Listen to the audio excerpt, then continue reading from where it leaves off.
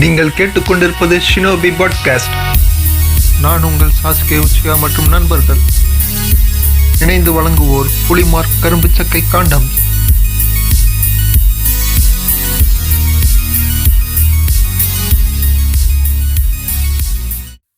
Shinobi podcast நேரில் அனைவருக்கும் வணக்கம். நான் தான் உங்கள் நெஜி ஹூகா.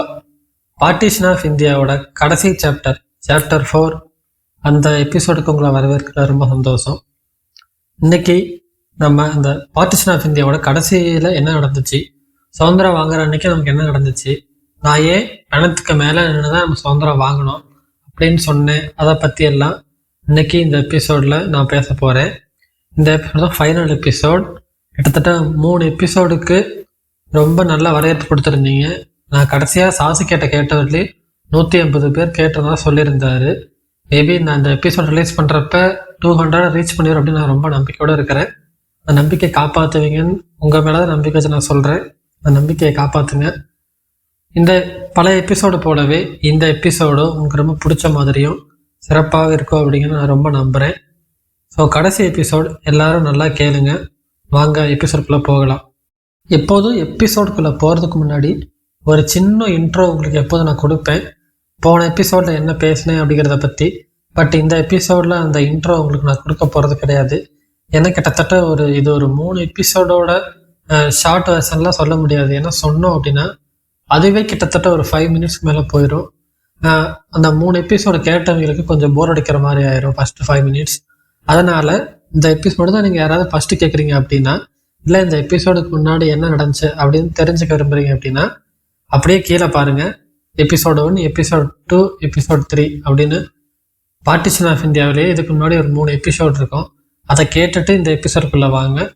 அந்த 3 எபிசோடு உங்களுக்கு ரொம்ப பிடிக்கும் அப்படிங்கிற நம்பிக்கை எனக்கு அதிகமாகவே இருக்குது. சரி, வாங்க எபிசோடுக்குள்ளே போகலாம். சரி, கடைசியாக என்ன பார்த்தோம் அப்படிங்கிறத மட்டும் சொல்லிடுறேன். காஷ்மீர், ஹைதராபாத்து, ஜுனாகத்து இந்த 3 சமஸ்தானம் மட்டும் நாங்கள் உங்களுக்கு கூட இணையலை. அதாவது இந்தியா கூட இணையலை, பாகிஸ்தான் கூட இணையலை. நாங்கள் தனியாக இருக்கிறோம். தனியாக ஒரு நாடாக இருந்து நாங்கள் ஒரு வளர்ச்சியடைந்த நாடாக மாற போகிறோம். எங்களுக்கு யாரோட பாதுகாப்போ துணையோ தேவை கிடையாது. இதுக்கு முன்னாடி நாங்கள் பிரிட்டிஷ் கூட இருந்தோம், அதுக்கு சுதந்திரம் கொடுத்துட்டு போகிறாங்க. அதனால் நாங்கள் தனி நாடாக சுதந்திர நாடாக இப்போ ஆகிட்டோம். நாங்கள் தனி சுதந்திர நாடு அப்படின்னு 3 நாடு சொன்னதுனால இப்போ இந்த 3 நாட்டையும் எப்படி இணைக்கலாம் அப்படின்னு பேச்சு நடந்துட்டு இருந்துச்சு. அதில் ஹைதராபாத்தும் காஷ்மீரும் எவ்வளவோ பேசி பார்த்தும் முடியாது அப்படின்ட்டாங்க. இந்த ஜுனாகத் பகுதி சமஸ்தானம் மட்டும், ஜுனாகத்துக்குள்ளே இருந்த 2 பகுதிகள் நாங்கள் இந்தியா கூட இணைய விரும்புகிறோம் அப்படின்னு சொன்னதுனால இந்த ஜுனாகத் பகுதிக்கு போகிற எல்லா தகவல் தொடர்புகளையும் துண்டிச்சுட்டு ஜுனாகத் பகுதி இந்தியாவோட இணைச்சிக்கிட்டாங்க. அதுக்கப்புறம் என்ன நடந்துச்சு அப்படிங்கிறது அப்போ பார்ப்போம். இப்போ தாரா சிங் அப்படிங்கிற ஒருத்தர் என்ன பண்ணுறாரு அப்படின்னா, இப்போ இந்த முஸ்லீம்களால் தான் இவ்வளோ பெரிய அகண்ட பாரதமே பிரிவினை நோக்கி போயிட்டு இருக்கு. முஸ்லீம்கள் இல்லாமல் இருந்திருந்தா இந்த பிரிவினை எந்த ஒரு காலகட்டத்தில் ஏற்பட்டிருக்காது அப்படின்னு முஸ்லீம்கள் மேலே கொஞ்சம் அதிகமாக கோபப்பட்டு சுதந்திரம் வாங்குறதுக்கு முன்னாடி அவங்களை அடித்து விரட்டணும் அப்படின்னு முடிவெடுக்கிறாரு.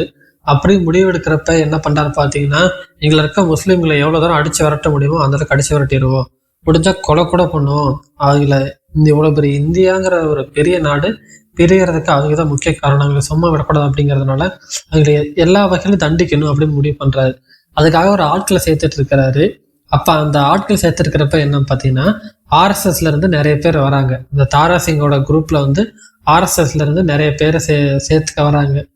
இந்த இந்திய பாகிஸ்தான் பிரிவினை ஏற்படுறதுக்கு ஒரு மறைமுகமா இந்த இந்து மகாஜன சபை, இந்த ஆர்எஸ்எஸ் அப்படிங்கிறதுலாம் ஒரு முக்கிய காரணமாகவே இருக்கு. ஆனா வெளியே சொல்றப்ப என்ன பார்த்தீங்கன்னா, ஜின்னா தான் ஒரு முக்கிய காரணம், ஜின்னா தான் விடாப்புடியா இருந்தாரு, எவ்வளவோ பேர் எத்தனையோ பேர் கேட்டுக்கிட்டாலும் ஜின்னா தன்னோட காரியத்தில் நின்று சாதிச்சிட்டாரு அப்படின்னு தான் சொல்லுவாங்க. ஆனால் இது இல்லாமல் பல காரணங்கள் நிறையாவே இருக்குது இந்தியாவில் பாகிஸ்தான் பிரிச்சுட்டு போகிறதுக்கு.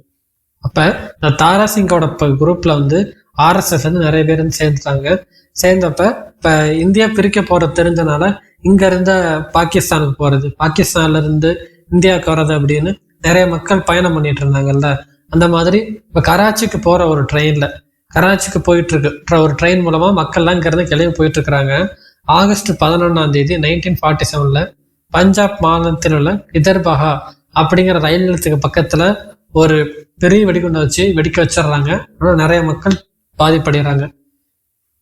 நம்ம இந்த இடத்துல பார்த்தீங்கன்னா இந்துக்கள் முஸ்லீம்கள் அப்படிதான் பார்த்து பேசிட்டு இருக்குமே தவிர அது இல்லாமல் நிறைய கிறிஸ்தவர்களை பற்றி பேசுறதே இல்லை, சீக்கியர்களை பற்றி பேசுறதே இல்லை.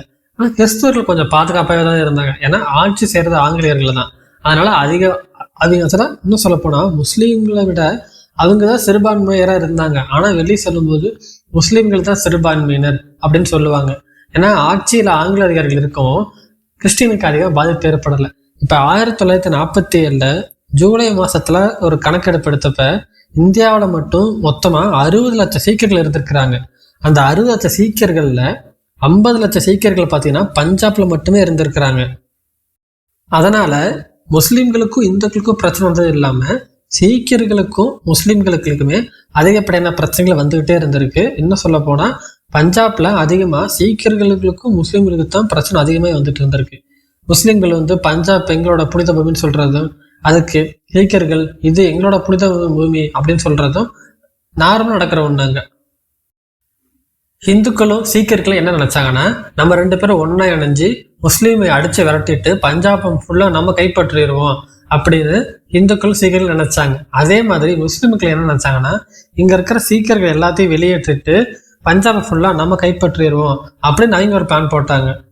இப்ப இந்தியா பிரிகிறதுக்கு முக்கிய காரணமே இந்த முஸ்லிம்கள் மக்கள் தான். அவங்க தான் இந்த நாட்டை பிரிக்க பாக்குறாங்க அப்படின்னு நினைச்சு எல்லா இந்து மக்களும் சீக்கிய மக்களும் என்ன பண்ணாங்கன்னா, உங்கள் மதமும் உங்க இனமும் அழிஞ்சு போட்டும், புதுசா வர உங்க நாடு பாகிஸ்தான் நாடு வளர்ச்சி அடையாது, உங்க நாடு சீக்கிரம் மண்ணா போயிடும் அப்படின்னு சாபலா விட ஆரம்பிச்சாங்க.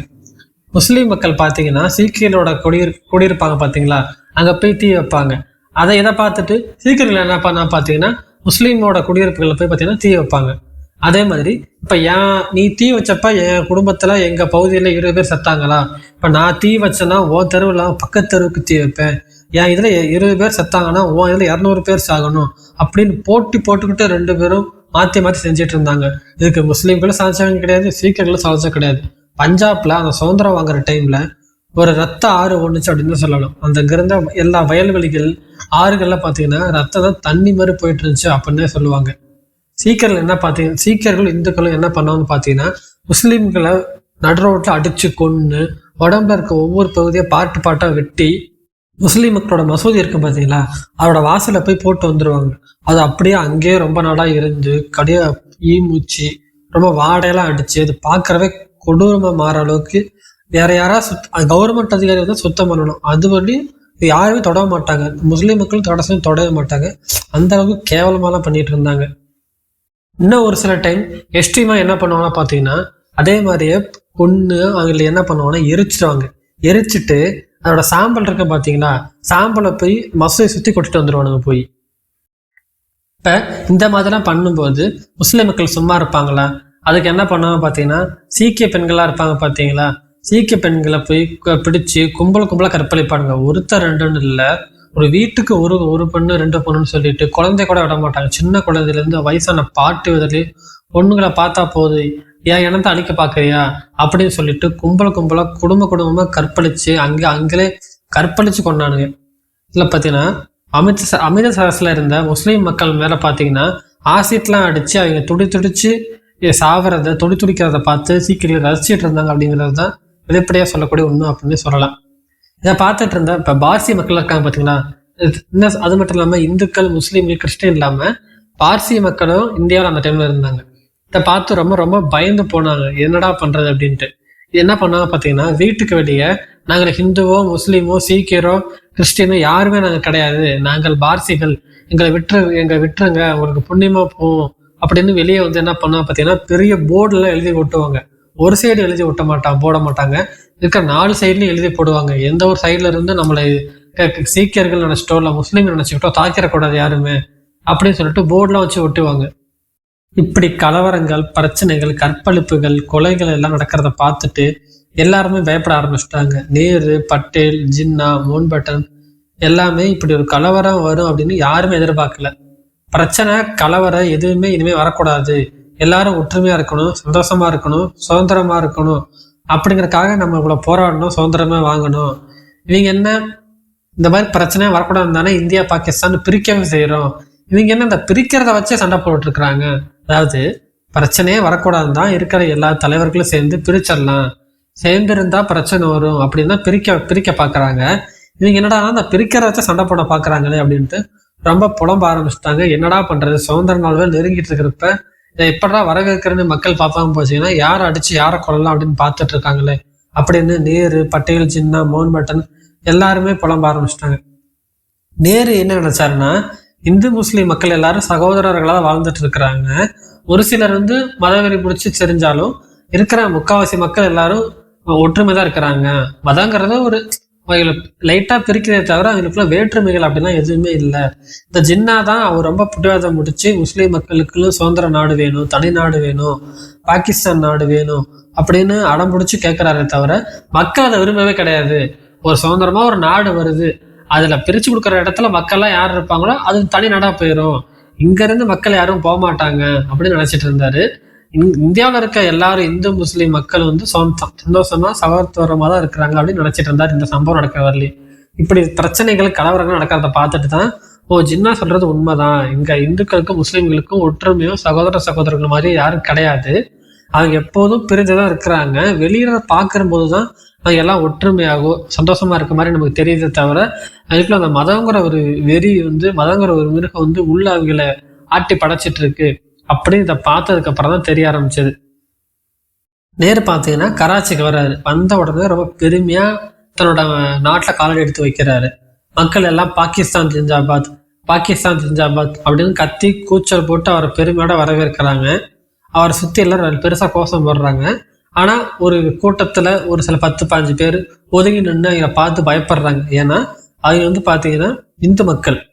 ஏன்னா பிரிச்சு கொடுக்கறப்ப முஸ்லீம் அந்த பாகிஸ்தான் நாட்டுல இருக்கிற எல்லாரும் முஸ்லீம் கிடையாது, அங்கேயும் சில இந்துக்கள் இருந்துட்டு தான் இருக்கிறாங்க.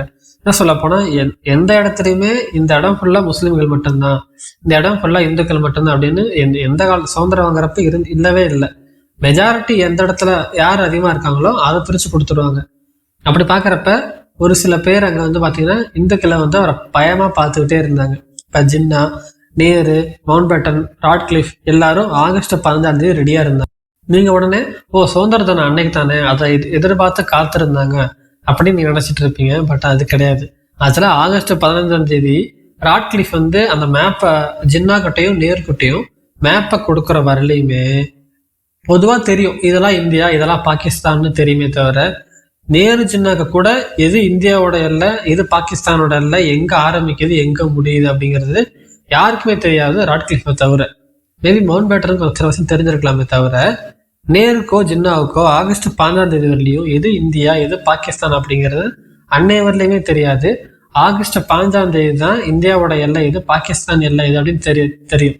அவங்களுக்கு சுதந்திர தினத்தை விட இந்தியாவோட எல்லை எங்க இருக்கு பாகிஸ்தானோட எல்லை எங்க இருக்கு அப்படிங்கிறத தெரிஞ்சுக்கதான் ரெண்டு பேருமே யாருன்னா ஜின்னாவும் நேருமே ரொம்ப ஆர்வமா விருப்பமா இருந்தாங்க. அதான் உண்மை சொல்ல போனாவே. இருக்கிற எல்லா தலைவர்களும் ஆகஸ்ட் 15 அன்னைக்குன்னு பாத்தீங்கன்னா டெல்லியில இருக்கிறாங்க. ஆனா இந்தியாவோட தேச தந்தை சுதந்திரத்துக்காக இருக்கிற எல்லா போராட்டங்களையும் பிரச்சனைகளையும் பண்ணி எப்படியோ சுதந்திரம் வாங்கி கொடுத்தாரு அப்படின்னு சொல்ற நம்ம காந்தியடிகள் பாத்தீங்கன்னா சுதந்திர தினத்து அன்னைக்கு டெல்லிக்கு போகாம கல்கத்தால ஒரு அடிப்படை வசதி கூட இல்லாத சின்ன கிராமத்துல பாத்தீங்கன்னா வந்திருக்கிறாரு. அதை பார்த்த மக்கள் எல்லாருக்கும் ஆச்சரியமும் அதிர்ச்சியாவும் இருக்குது. என்ன நேருவோடையும் பட்டேலோடையும் கை குலுக்கி சந்தோஷமா இந்தியாவோட சுதந்திரத்தை காந்திஜி கொண்டாடுறாருன்னு பாத்தீங்கன்னா இங்க நம்மளோட கதை பேசிட்டு இருக்கிறாரு அப்படின்னு சந்தேகம். சரி நேர்லயே கேட்டுடலாம் அப்படின்ட்டு காந்திஜிட்ட கேட்கறாங்க, பாபுஜி நீங்க போய் இந்தியாவோட சுதந்திர தினத்தை கொண்டாடலையா, டெல்லிக்கு நீங்க போகலையா, கொடியேற்ற போகலையா அப்படின்னு எல்லா மக்களும் கேட்க ஆரம்பிக்கிறாங்க. இப்படி கேட்கறதுக்கு ஒரு முக்கிய காரணம் இருக்கு. ஆக்சுவலா மக்கள் எல்லாரும் என்ன நினைச்சாங்க அப்படின்னா சுதந்திரம் வாங்கிட்டா எல்லாரும் சந்தோஷமா இருப்பாங்க, ஏழ்மை அப்படிங்கிறது அப்படின்னு ஒண்ணு இருக்கவே இருக்காது, இந்த குடிசை வீடு ஓட்டு வீடெல்லாம் எல்லாம் இடிஞ்சு போய் எல்லாரும் அரண்மனை மாதிரி மாடி வீட்டுல ராஜா வாழ்க்கை வாழ்வாங்க, எந்த பிரச்சனையும் இருக்காது, எல்லாரும் ஒற்றுமையா சந்தோஷமா சுதந்திரமா இருக்கலாம் அப்படின்னு மக்களா நினைச்சிட்டு இருந்தாங்க. அவங்களுக்கு சொல்ல போனா சுதந்திரம் அப்படின்னா எதுனே தெரியாம தான் இருந்தாங்க.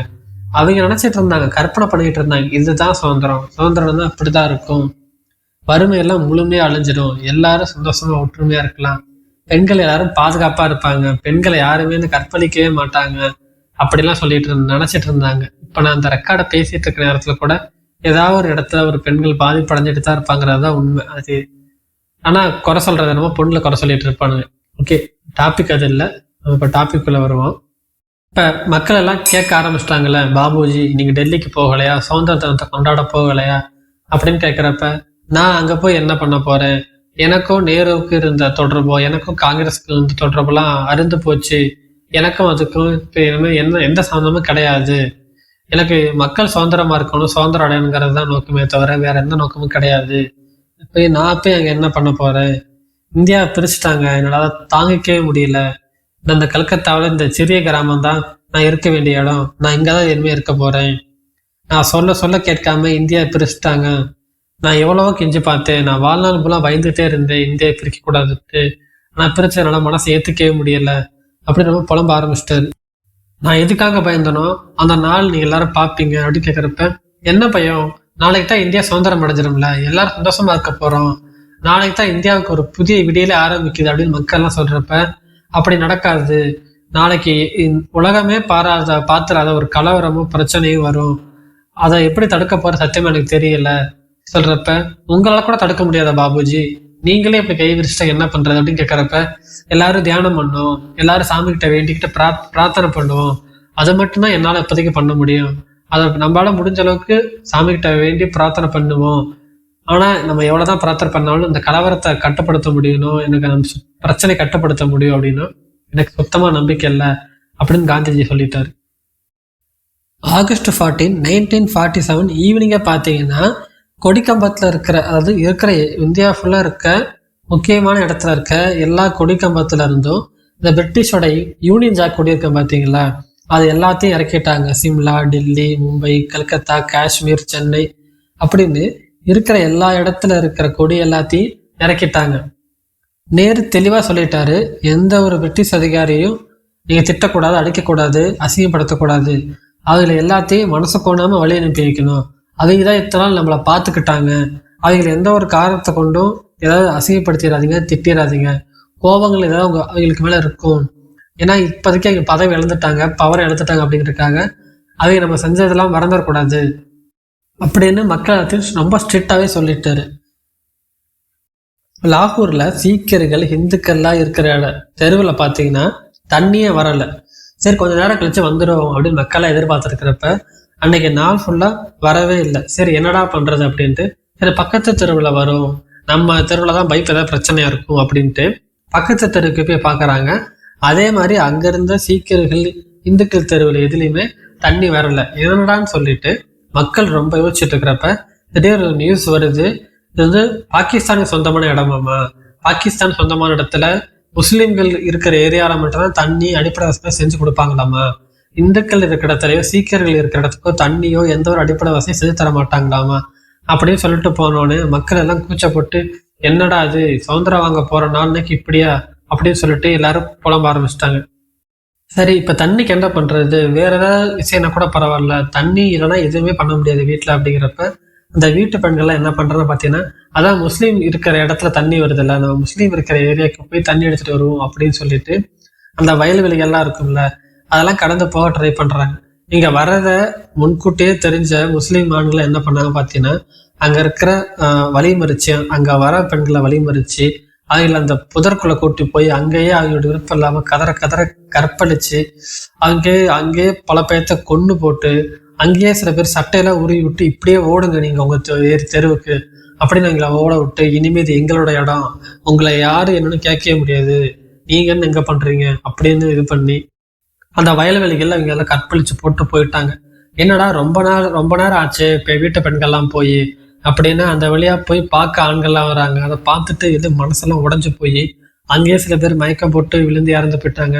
சில பேர் தன் மனைவி இப்படி ட்ரெஸ் இல்லாம அசிங்கமா கிடக்கிறத பார்த்துட்டு பிரம்ம பிடிச்சி போய் சட்டலை கிழிச்சிட்டு ஓடுனதால வரலாறு நிறையாவே இருக்குது. இப்போ ஆகஸ்ட் 14 நைட்டு 11 மணிக்கு பார்த்தீங்கன்னா டெல்லி பகலா இது நைட்டாடா அப்படிங்கிற மாதிரி தெரியாம அவ்வளோ வெளிச்சத்துல நிரம்பி இருக்குது. அவ்வளோ இன்னும் சுதந்திரம் வாங்க போறோம்ல, அதனால அலங்கார விளக்குகளால் அந்த இடத்தையே நிரப்பிச்சு வச்சிருந்தாங்க. அந்த டெல்லியில வைஸ்ராய் ரூம் இருக்கும்ல, அந்த வைஸ்ராய் ரூம்ல பல வைஸ்ராய் போட்டோக்கள்லாம் வரிசையை மாட்டிருப்பாங்கல்ல, இந்த வைஸ்ராய் போட்டோக்கள் எல்லாத்தையும் ஒவ்வொன்றா கழட்டி வச்சாங்க. அங்க இருந்த தலைவர்கள் மக்கள் எல்லாம் சந்தோஷமா இருந்தாங்க. ஆனாலும் அந்த கூட்டத்திலையும் நிறைய பேர் என்ன ஃபங்க்ஷன் ஆரம்பிக்க போகுது, என்ன காந்தியை காணோம், மக்கள்லாம் வர்றதுக்கு முன்னாடியே காந்தி வந்திருப்பாரு அப்படின்னு பார்த்தா நம்மலாம் ஃபங்க்ஷனே ஸ்டார்ட் ஆக போகுது, இன்னி வரலையுமே காந்தியை காணோம் அப்படின்னு சொல்லிட்டு எல்லாம் ரொம்ப சோகமா இருந்தாங்க. இந்தியாவோட புதிய வரலாறு ஆரம்பிக்கிறப்ப காந்தி இல்லாமையா, காந்தி தானே முதல்ல கையெழுத்து போட்டு வச்சு இந்த இந்தியாவோட புதிய வரலாறை ஆரம்பிக்கணும், என்ன காந்தி என்ன வராம இருக்காரு, இந்த பாகிஸ்தான் பிரிஞ்சு போயிட்டு போறாங்க, அவங்களுக்கு இருக்க வக்காலத்தை வாங்கிட்டு இருக்கிறாரு, இந்தியாவுக்கு தேவை சுதந்திரம், அது கிடைச்சிருச்சு இல்ல, அப்புறம் ஏன் இவர் அடம் பிடிக்கிறாரு, இப்படி இல்ல அவரை ஒதுக்கிட்டாங்களா யாராவது, இல்ல அவரே ஒதுக்கிக்கிட்டாரா அப்படின்னு மக்கள் எல்லாம் அவங்களுக்குள்ளேயே ஏதோ பேச ஆரம்பிச்சிட்டாங்க. இப்படி பேசிட்டு இருக்கிறப்ப மேல நேரு பேச ஆரம்பிச்சிட்டாரு. அவர் கொஞ்சம் பதற்றமாகவும் நடுக்கமாகவும் கொஞ்சம் பயமா தான் இருந்துச்சு. ஏன்னா இந்த சுதந்திர தினத்தன்னைக்கு பேச வேண்டிய உரைய அவர் எழுதி வைக்கவும் இல்லை, மனப்பாடம் பண்ணி வைக்கவும் இல்லை, யார்கிட்டையும் சொல்லி வைக்கவும் இல்லை. ஏன்னா அவர் எழுதலான்னு அதுக்கு ஒரு நாள் முன்னாடி பேப்பர் பேனாவெல்லாம் எடுத்து எழுத ஆரம்பிக்கிறப்ப நிறைய செய்திகள்லாம் அவருக்கு செவி அடையுது. அவர் காதல கேட்குற விஷயங்கள்லாம் கேட்டுட்டு அவர் மனசு உடைஞ்சு போய் பேனா முடிச்சுட்டு போறாரு. கல்கத்தால கலவரம், மும்பையில கலவரம், சென்னையில கலவரம், எங்க பார்த்தாலும் வெட்டிக்கிறாங்க, குத்திக்கிறாங்க, எங்க பார்த்தாலும் ஒரே கற்பழிப்பா இருக்கு, எப்ப பார்த்தாலும் பிரச்சனையாவே தான் இருக்கு அப்படின்னு எல்லாரும் ஒவ்வொருத்தரும் சொல்லிட்டே இருக்கிறாங்க. இதெல்லாம் கேட்டு ரொம்ப மனசுடைஞ்சு போய் ஒரே அப்படி பூச்சிட்டு படுத்துறாரு. அன்னைக்கு பேச வேண்டிய ஒரே அவர் எழுதவே கிடையாது. அதனால என்னடா பேசுறதுன்னு கொஞ்சம் பதற்றத்தோட இருக்காரு. நேர் பேச ஆரம்பிக்கிறாரு. உலகமே உறங்கிட்டு இருக்கிறப்ப நாம எல்லாம் முழிச்சிருக்கிற இதுக்காகனா, நம்ம இத்தனை நாள் கஷ்டப்பட்டதுக்கு ஒரு பலன் கிடைச்சிருச்சு, நம்ம இப்ப சுதந்திர நாடா ஆகிட்டோம், நம்ம அந்த பழமையிலிருந்து ஒரு புதிய அடியெடுத்து வைக்கிறோம், புதிய நாடா ஒரு ஆரம்பிக்கிறோம், ஒரு புதிய சகாப்தம் ஒரு பழைய சகாப்தம் முடிஞ்சு போய் ஒரு புதிய சகாப்தம் ஆரம்பிக்குது, இந்த அடக்கி வைக்கப்பட்ட இந்த தேசத்தோட ஆன்மா இப்ப பேச போகுது அப்படின்னு நிறைய உணர்ச்சி பொருட்கள் பேசுறாரு. இப்படி பேசிட்டு இருக்கிறதே பார்த்தீங்கன்னா இடி முழக்கத்தோட மழையெல்லாம் பெய்ய ஆரம்பிச்சிருச்சு. ஆனா அங்க இருந்த மக்கள் யாருமே கொஞ்சம் கூட அசரவும் இல்லை, களைஞ்சு போகவும் இல்லை. எல்லாரும் அவர் பேசி முடிக்கிறவர்களையும் அங்கேயே தான் வெயிட் பண்றாங்க. கரெக்டாக அவர் பேசி முடிச்சதுக்கு அப்புறம் மக்கள் எல்லாம் அவர் நேரு கிளம்ப ஆரம்பிக்கிறாரு. மக்கள் எல்லாம் அவரை பார்க்கறதுக்கு, தொட்டு பேசுறதுக்கு, அவரை முன்னெடிச்சுட்டு பார்க்க வராங்க. திடீர் அப்ப உடனே அங்க இருக்க போலீஸ் எல்லாரும் அவரை கட்டுப்படுத்துறாங்க. உடனே மக்கள் எல்லாம் கையெடு, இப்ப உனக்கு வேலை கிடையாது, நீ ஆங்கில அதிகாரத்துல உனக்கு என்ன இங்க வேலை, இங்க இருந்து வெளியே போறவளையே பாருங்க, நாங்க சுதந்திரமானவங்க, இப்ப உங்களுக்கு இங்க வேலையும் கிடையாது, நாங்க சுதந்திரமா ஆயிட்டோம், ஒழுங்குமுறை எங்க இடத்தோட காலி பண்ற வழியே பாருங்க அப்படின்னு போலீஸே மக்கள் எல்லாம் மிரட்ட ஆரம்பிச்சிட்டாங்க. நேருவும் இந்தியாவும் இப்படி நடுராத்திரில சுதந்திரம் கொண்டாடினதை நல்லா வச்சு செஞ்சாரு. என்ன சொல்லப்போனா ரொம்பவே கிளச்சாரு அப்படின்னு சொல்லலாம். நாங்க சுதந்திரத்தை கொண்டாடுறதுக்கெல்லாம் ஜோசிக்காரங்கள்ட்ட கலந்து ஆலோசிக்க மாட்டோம், எப்ப கொண்டாடலாம் கேட்கலாம் மாட்டோம். இன்னைக்கு நமக்கு ஒரு நாள் முன்னாடியே சுதந்திர தினத்தை August 14 யார் கொண்டாடுறாங்க பாத்தீங்கன்னா பாகிஸ்தான் தான். ஆனா நம்ம தான் அசலா பாத்தீங்கன்னா August 14 அன்னைக்கு இந்த கொடி கம்பத்துல கொடி இறக்குறது, சுதந்திரத்தை கொண்டாடுறதுக்கான ஏற்பாடுகள்லாம் பண்ண ஆரம்பிச்சது. August 14 மிட் நைட்லயே, அது August 15 தான், ஆனா August 14 மிட் நைட்லயே எல்லாத்தையும் ஃபங்க்ஷன்லாம் நடத்தி கொடிலாம் ஏத்துனது அப்படின்னு எல்லாமே பார்த்தோன்னா நம்ம தான் பண்ணோம். ஆனா பாகிஸ்தான் தான் இப்ப என்ன பண்றாங்க பாத்தீங்கன்னா சுதந்திரத்தை அவங்க கொண்டாடிட்டு இருக்காங்க. ஒரு நாள் முன்னாடி பாக்குறது கொஞ்சம் வேடிக்கையா தான் இருக்கு. ஆனா இப்ப பாகிஸ்தான் இந்த மாதிரி நடுராத்திரில கூட்டத்தை கூட்டி மக்களை மழையை நினைய வச்சு அப்படிலாம் சுதந்திர தினத்தை கொண்டாடவே இல்லை. பாகிஸ்தான் மாற என்ன பண்ணான்னு பாத்தீங்கன்னா மறுநாள் காலையில ஜின்னா காலை சாப்பாடுலாம் சாப்பிட்டுட்டு பொறுமையா தான் பாகிஸ்தானோட கொடியை ஏத்துனாரு.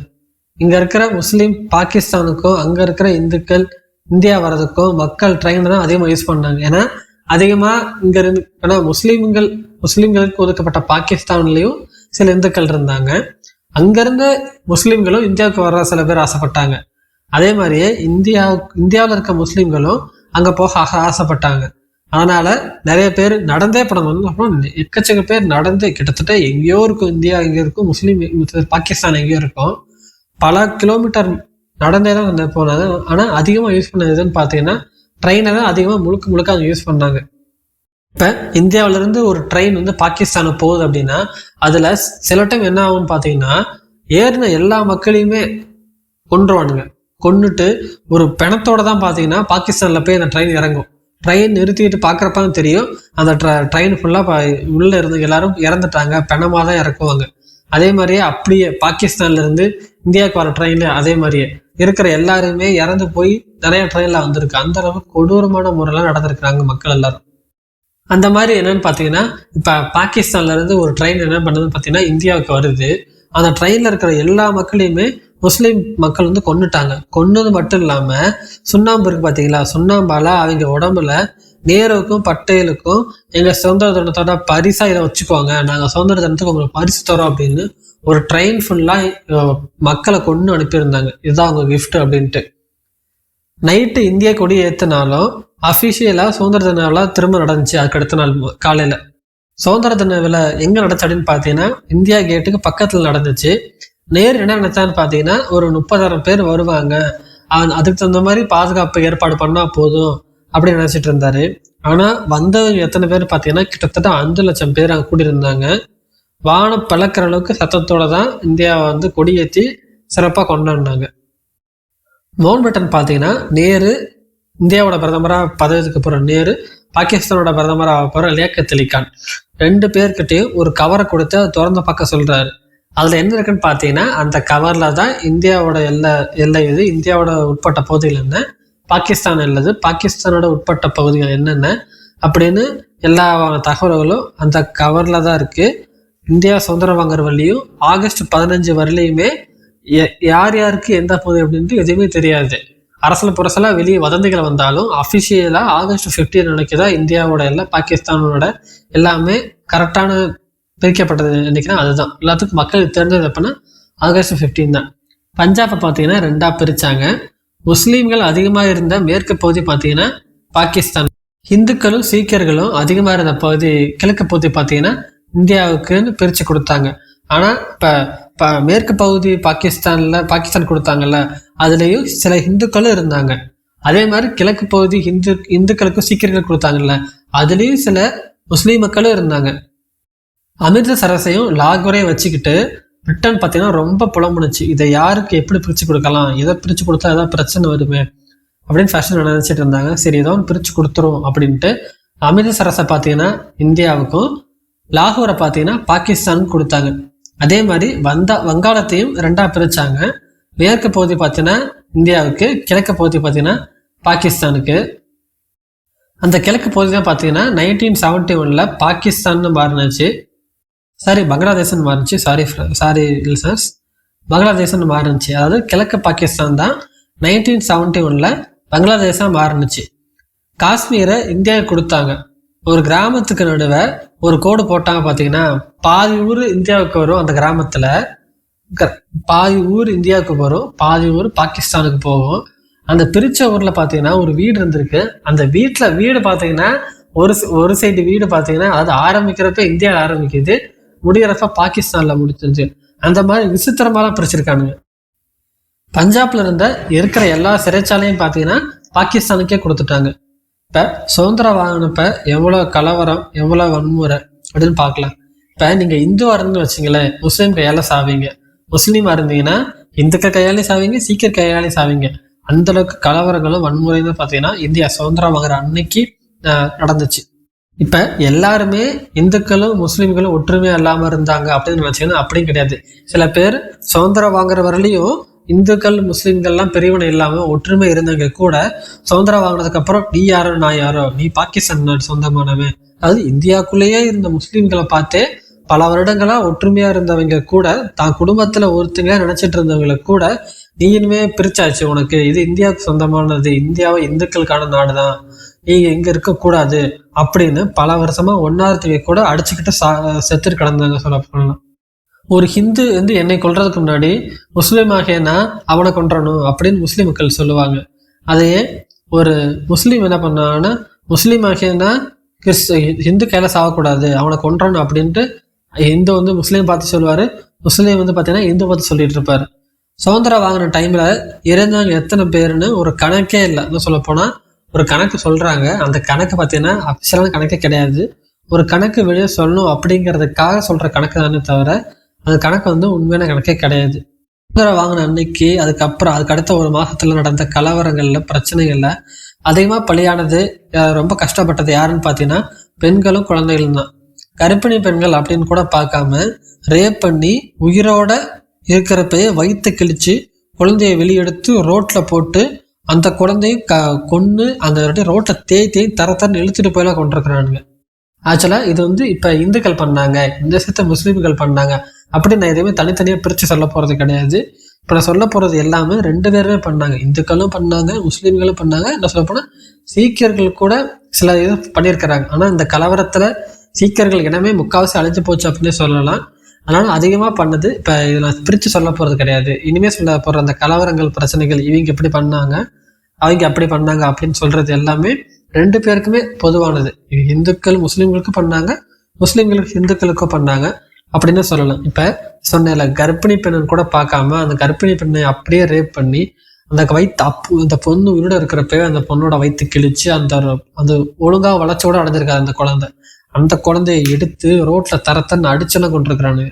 இப்போ ரொம்ப நேரம் இப்போ தேடுவானுங்க, பொண்ணு கிடைக்கல அப்படின்னா நேரடியாக வீடு பூந்து போய் எல்லா பொண்ணுங்களையும் குழந்தைகளையும் தேடி ரேப் பண்ணியிருக்காங்க. ஒவ்வொரு இப்போ இந்துவாக இருந்தால் முஸ்லீம் பொண்ணை போய் ரேப் பண்ணுவான், முஸ்லீமாக இருந்தால் இந்து பொண்ணை போய் ரேப்படுத்தும். ஒவ்வொரு மதத்துக்காரனும் இன்னொரு மதத்தை அசிங்கப்படுத்தி ஆகணும் அப்படின்னு கங்கணம் கட்டிட்டு அவங்க தெரிஞ்சிட்டு இருந்தாங்க அப்படின்னே சொல்லலாம். ரோட்டில் ஏதாவது ஒரு பொண்ணு போச்சுன்னா அதை பிடிச்சி என்ன பண்ணுவாங்க, ரேப் பண்ணுவானுங்க. ரேப் பண்ணது மட்டும் இல்லாமல் அதை இழுத்துட்டு வந்து அந்த இப்போ இந்து வந்து ஒரு முஸ்லீம் பொண்ணை இழுத்துட்டு வரான் அப்படின்னு பார்த்தீங்கன்னா அதோட கையில் இல்லை கையில் இல்லை வயிற்றுல பார்த்தீங்கன்னா நான் உன்னோட மதத்தை அசிங்கப்படுத்துகிறேன், உன்னையும் அசிங்கப்படுத்துகிறேன், குடும்பத்தையும் அசிங்கப்படுத்துகிறேன் அப்படின்ட்டு சில பேர் என்ன பண்ணுவாங்க, ரேப் பண்ண மாட்டானுங்க. அந்த சூலாயுதம் இருக்கும் பார்த்தீங்களா, அந்த சூலாயத்தோட சிம்பிளை பச்சை குத்தி வயிற்றுல கழுத்தில் கையிலலாம் பச்சை குத்தி அனுப்பி விட்டுருவானுங்க. இப்படியே போ அப்படின்னு சொல்லிட்டு அந்த பொண்ணோட ட்ரெஸ்லாம் கழட்டி விட்டு அந்த சூலாயுதம் தெரிகிற மாதிரி முதுகுல கையில் காலில் சூலாயுதம் தெரிகிற மாதிரியே அப்படியே ரோட்டில் ஓட விடுவானுங்க. இதை பார்த்துட்டு அந்த வீட்டில் போய் அந்த பொண்ணுங்க எல்லாமே நிறைய பண்ணலாம் சொன்னாலும் அதான் இந்த மதத்தை அசிங்கப்படுத்திட்டான், ஒன்னே அசிங்கப்படுத்திட்டான், இதுக்கு மேலே நீ உயிரோட இருந்தா என்ன உயிரோட இல்லைன்னா என்ன அப்படின்னு சொல்லி அவங்களே தன்னோட கையில தன்னோட பொண்ணை கொண்டு போட்டுருவாங்க.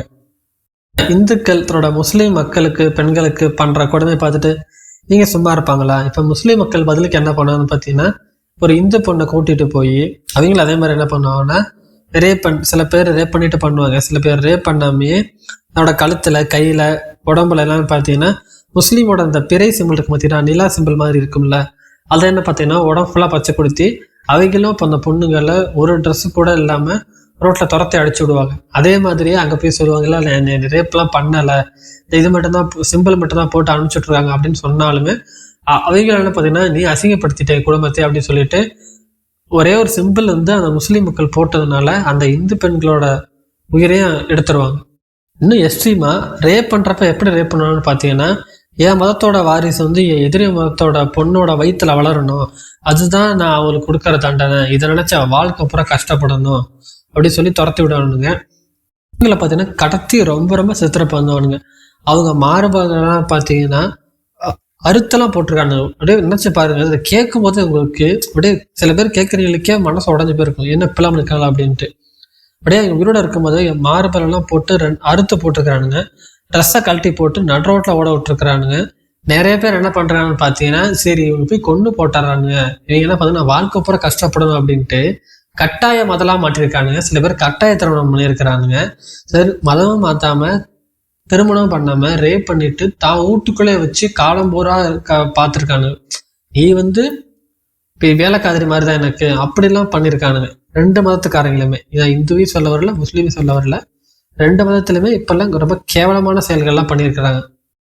இந்த மாதிரி ஆயிரக்கணக்கிலெல்லாம் பெண்கள் கடத்தப்படுறது, கொலை பண்ணப்படுறது, ரேப் பண்ணுறப்படுறது அப்படின்னு இருக்கிறதெல்லாம் பார்த்துட்டு கடைசியாக இந்தியாவும் பாகிஸ்தான் பார்த்தீங்கன்னா ஒரு அவசர சட்டத்தை கொண்டு வர்றாங்க. அது என்னன்னு பார்த்தீங்கன்னா, ஒரு இந்து மதத்தை சார்ந்த ஒரு பொண்ணு ஒரு முஸ்லீம் வீட்டில் இருந்தாலோ இல்லை ஒரு முஸ்லீம் மதத்தை சார்ந்த பொண்ணு ஒரு இந்தியரோட வீட்டில் இருந்தாலோ அவங்க சத்தியமாக கடத்தப்பட்டு தான் வச்சிருக்கிறாங்க அப்படின்னு ஒரு சட்டம் போடுறாங்க. அது மாதிரி இப்போ இந்துக்களோட ஒருத்தர் வீட்டில் முஸ்லீம் இருந்தாருன்னா அவர் சத்தியமாக கடத்தப்பட்டு தான் இருப்பார் அப்படின்னு சொல்லி அவங்க அதில் கைது பண்ணிடுவாங்க. அதே மாதிரி முஸ்லீமோட வீட்டில் ஒரு இந்து பெண் இருந்துச்சுன்னா அவங்க அந்த இந்து பெண் கடத்தப்பட்டு தான் இருக்காங்க அப்படின்னு சொல்லிட்டு அந்த முஸ்லீம் வீட்டுக்காரையும் கைது பண்ணிடுவாங்க அப்படின்னு சட்டத்தை பாஸ் பண்ணுறாங்க. அந்த மாதிரி ஒவ்வொரு வீடாக போய் செக் பண்ணியிருக்கிறாங்க. இதெல்லாம் இப்பெல்லாம் சட்டம் போட்டாங்க, இந்த மாதிரி போலீஸ்லாம் நம்மளை தேடி வராங்க அப்படின்னு என்ன பண்ணியிருக்காங்கன்னு பார்த்தீங்கன்னா, அந்த நிறைய பொண்ணுகளை பார்த்தீங்கன்னா உயிரோட எரிச்சு சாம்பலா அப்படி உயிரோடவே எரிச்சு சாம்பலாலாம் ஆக்கியிருக்கிறானுங்க. இன்னும் சில பெண்களை பார்த்தீங்கன்னா மீட்டு கொண்டு போய் வீட்டில் கொடுத்துருக்குறாங்க. ஆனால் மீட்டு கொண்டு போய் வீட்டில் ஒப்படைச்சாலும் அங்கே இருக்கிற ஆண்களோ அந்த குடும்பமோ அவங்களை ஏற்றவே இல்லை. அவன் உன்னை தொட்டுட்டான், நீ தொட்ட போய் தீட்டாயிட்ட, அவன் நிழல் கூட உங்களை பற்றக்கூடாது, அவன் நிழல் உங்களை பட்டப்பே நீ களங்கமானவளாயிட்ட, நீ உயிர் வாழ தகுதியற்றவளாயிட்ட, அவனோட நிழல் உங்களை பட்டப்பே நீ அங்கே செத்துருக்க வேணாமா, எந்த தைரியத்துல நீ இங்க வந்திருக்கிற, போலீஸ் பாதுகாத்து வீட்டுல ஒப்படைச்சிட்டா நாங்க ஏத்துக்குவோம் அப்படின்னு எந்த தைரியத்துல நினைச்ச, நீ இந்த வீட்டுக்கு வந்திருக்கவே கூடாது, அவன் உன்னோட நிழல் உங்களை பட்டப்பே இல்ல, அவன் உன்னை தொட்டப்பே நீ களங்கமானவளாயிட்ட, நீ வாழவே தகுதி இருக்காது அப்படின்னு சொல்லி அவங்களை அடிச்சு துரத்தி விட்டுருக்குறாங்க. அது மட்டும் இல்லாம வீட்டுக்கு வந்த பொண்ணை பாசமா அரவணைச்சு பேசுற மாதிரி அப்படியே கழுத்து நெரிச்சு கொண்டிருக்கிறாங்க. அவங்க அப்பா அம்மாவே வெட்டிலாம் போட்டிருக்கிறாங்க. ஒரு சில கணவர்கள் பார்த்தீங்கன்னா அவங்களோட மனைவியை ஏற்றுக்கிட்டாங்க. ஆனால் ஒரே ஒரு கண்டிஷனோட, அந்த எதிரி மதத்து நாட்டுக்காரனோட உயிர் உயிருக்குள்ள உடம்புக்குள்ள வாழக்கூடாது அப்படின்னா தான் அவனை ஏற்றுக்குவேன். அப்படி அவனோட வாரிசு உடம்புல வளர்ந்துச்சு அப்படின்னா நான் அவனை ஏற்றுக்க மாட்டேன். ஒன்று நீயா ஓடி போயிரு, இல்லை நானே உன்னை இப்போ கொண்டுருவேன். அப்படி பாவம் பார்த்து விட்டாலும் அந்த குழந்தை வெளியே அடுத்த செகண்டே உனக்கு அந்த பொண்ணை கொண்டு போட்டுரு அப்படிலாம் போட்டு சித்திரவதை பண்ணியிருக்கிறாங்க.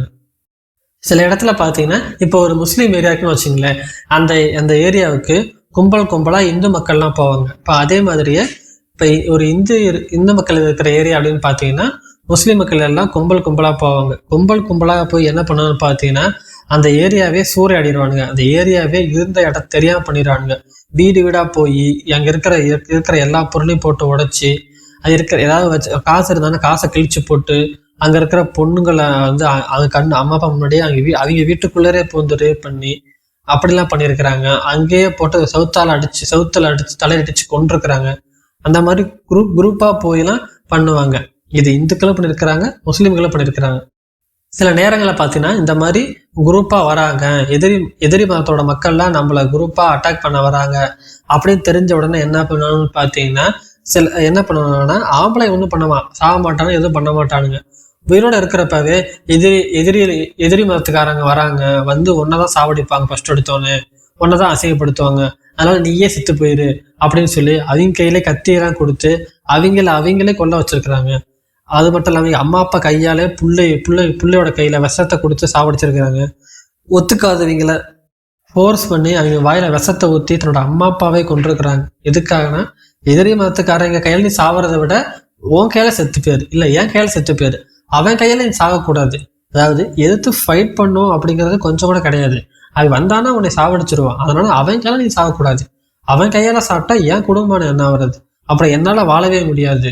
அவன் எதிரி மதத்துக்காரன் உன்னை கொண்டுட்டான் அப்படின்னு ஊரருக்கெல்லாம் சொல்லி காட்டுவான். என் கையால் செத்தாதான் எனக்கு மரியாதை அப்படின்னு சொல்லிட்டு தன்னோட அம்மா அப்பாவே அந்த பிள்ளைய கொண்டிருக்கிறாங்க. இன்னும் சில பேர் நான் ஒத்துக்க முடியாது அப்படின்னு சொல்லிட்டு நான் உயிரோட விரும்புறேன் அப்படின்னு சொல்றப்பெல்லாம் இழுத்துட்டு டேரக்டா உயிரோட இருக்கிறப்பவே கிணத்துக்குறெல்லாம் தூக்கி போட்டிருக்கிறாங்க. எப்படின்னா வரிசையா நிக்க வச்சு கிணத்துல ஒரே நேரத்துல ஒரு 20-30 பேர்த்தெல்லாம் ஒரே நேரத்துல வரிசையா நிக்க வச்சு கிணத்துல தூக்கி போட்டு தன்னோட அம்மா அப்பாவே தன்னோட குடும்பத்துக்காரங்களே சாவடிச்சிருக்கிறாங்க. பாருங்க எந்த அளவுக்கு கேவலமா நடந்திருக்காங்க அப்படின்னு தெரியுங்க. இந்த பொண்ணுங்களை உயிரோட எரிச்சிருக்கானுங்க, சீமெண்ணைய உடம்புல ஊத்தி சில பேர்த்த உயிரோட எரிச்சிருக்கிறாங்க. சில குடும்பங்கள் என்ன பண்ணு பார்த்தீங்கன்னா தன்னோட வீட்டுக்கு தானே தீ வச்சுட்டு மொத்த குடும்பம் அப்படியே இறந்து போயிடுவாங்க.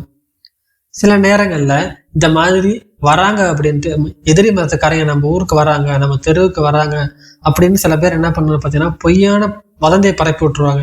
இப்படி வராங்க அப்படின்னு தெரிஞ்சதுனாலேயே நிறைய குடும்பங்கள் அழிஞ்சு போயிருக்கு. ஆனா கடைசியில் வந்திருக்கவே மாட்டாங்க. வராங்க அப்படின்னு யாராவது ஒருத்தர் வதந்தியை பரப்பி விட்டு போயிருப்பான். இப்படி வதந்தியை பரப்பி விட்டதுனாலேயே பல குடும்பங்கள் தானே தற்கொலை பண்ணி இறந்திருக்காங்க. முஸ்லீம்களோட மசூதிக்கு வெளியே போய் மூட்டையா பெரிய பெரிய சாக்களை ஏதோ வச்சுட்டு போயிடுவாங்க. ஏதோ பாம் தான் இருக்கு போல அப்படின்னு சொல்லி பயந்துக்கிட்டு வெளியே வரமாட்டாங்க. வெளியே வந்தா வெடிச்சிருமோ அப்படின்ட்டு பயந்துக்கிட்டு வெளியே வரமாட்டாங்க. ரொம்ப நேரம் ஆகி வெடிக்கலையே அப்படின்னு ஒரு தடவை திறந்து பார்த்துருக்காங்க. என்னன்னு பார்த்தீங்கன்னா அந்த சாக்குக்குள்ளார வெட்டப்பட்ட பன்னியோட தலையை வச்சு அனுப்பியிருக்கிறாங்க. உங்களுக்கு எல்லாத்துக்குமே தெரியும், முஸ்லீம் மதத்தை பொறுத்தவரையிலையும் பன்னிங்க அப்படிங்கிறது ரொம்ப தீண்டத்தகாத ஒரு உயிரின மாதிரி. அதை ரொம்ப சீண்டவே மாட்டாங்க, ரொம்ப தப்பாக தான் பார்ப்பாங்க. இப்போ அந்த நம்ம அதில் அருவருப்பாக ஃபீல் பண்ண வைக்கணும் அப்படிங்கிறதுக்காக மசூதிக்கு வெளியில அந்த மக்களை நடமாற இடத்துல பன்னியோட தலையை வெட்டி சாக்கில் போட்டு அனுப்பி வைக்கிறாங்க. மைதானத்துக்கு நடுவில் பெரிய குழியெல்லாம் தோண்டி அதில் பெரிய நெருப்பெல்லாம் மூட்டி வச்சு வச்சிருவாங்க. என்ன பண்ணணும்னு பார்த்தீங்கன்னா, இப்போ ஒரே நேரத்தில் நிறைய பேரை கொல்லணும், எதிரி மதத்துக்காரன் வந்துட்டு இருக்கிறான், அவன் நம்ம எப்படி பிழைக்கிறது, ஆமா அவன் கையில சத்த அசிங்கம் அப்படிங்கிறதுனால பொண்ணுங்களை குழந்தைகள் எல்லாத்தையும் அந்த பெரிய மைதானத்துக்கு நடுவில் பெரிய நெருப்பு மூட்டினாங்க பார்த்தீங்களா, இந்த குழிக்குள்ளார நெருப்பு முட்டிச்சிருந்தாங்கல்ல, அதுல டைரக்டாவே உயிரோடவே சாவடிச்சிருவாங்க. இப்ப இந்த காலத்துல பொண்ணுங்கள்ட்டயோ பசங்கள்ட்ட சொல்லுவாங்கல்ல, அம்மா அப்பா நல்லதுதான்ப்பா பண்றேன், உன்னோட நல்லதுக்கு நான் என்னை தவிர வேற யாரை யோசிப்பா அப்படிங்கிற மாதிரி, நீ சாவறதான்ப்பா நம்ம மதத்துக்கு நல்லது.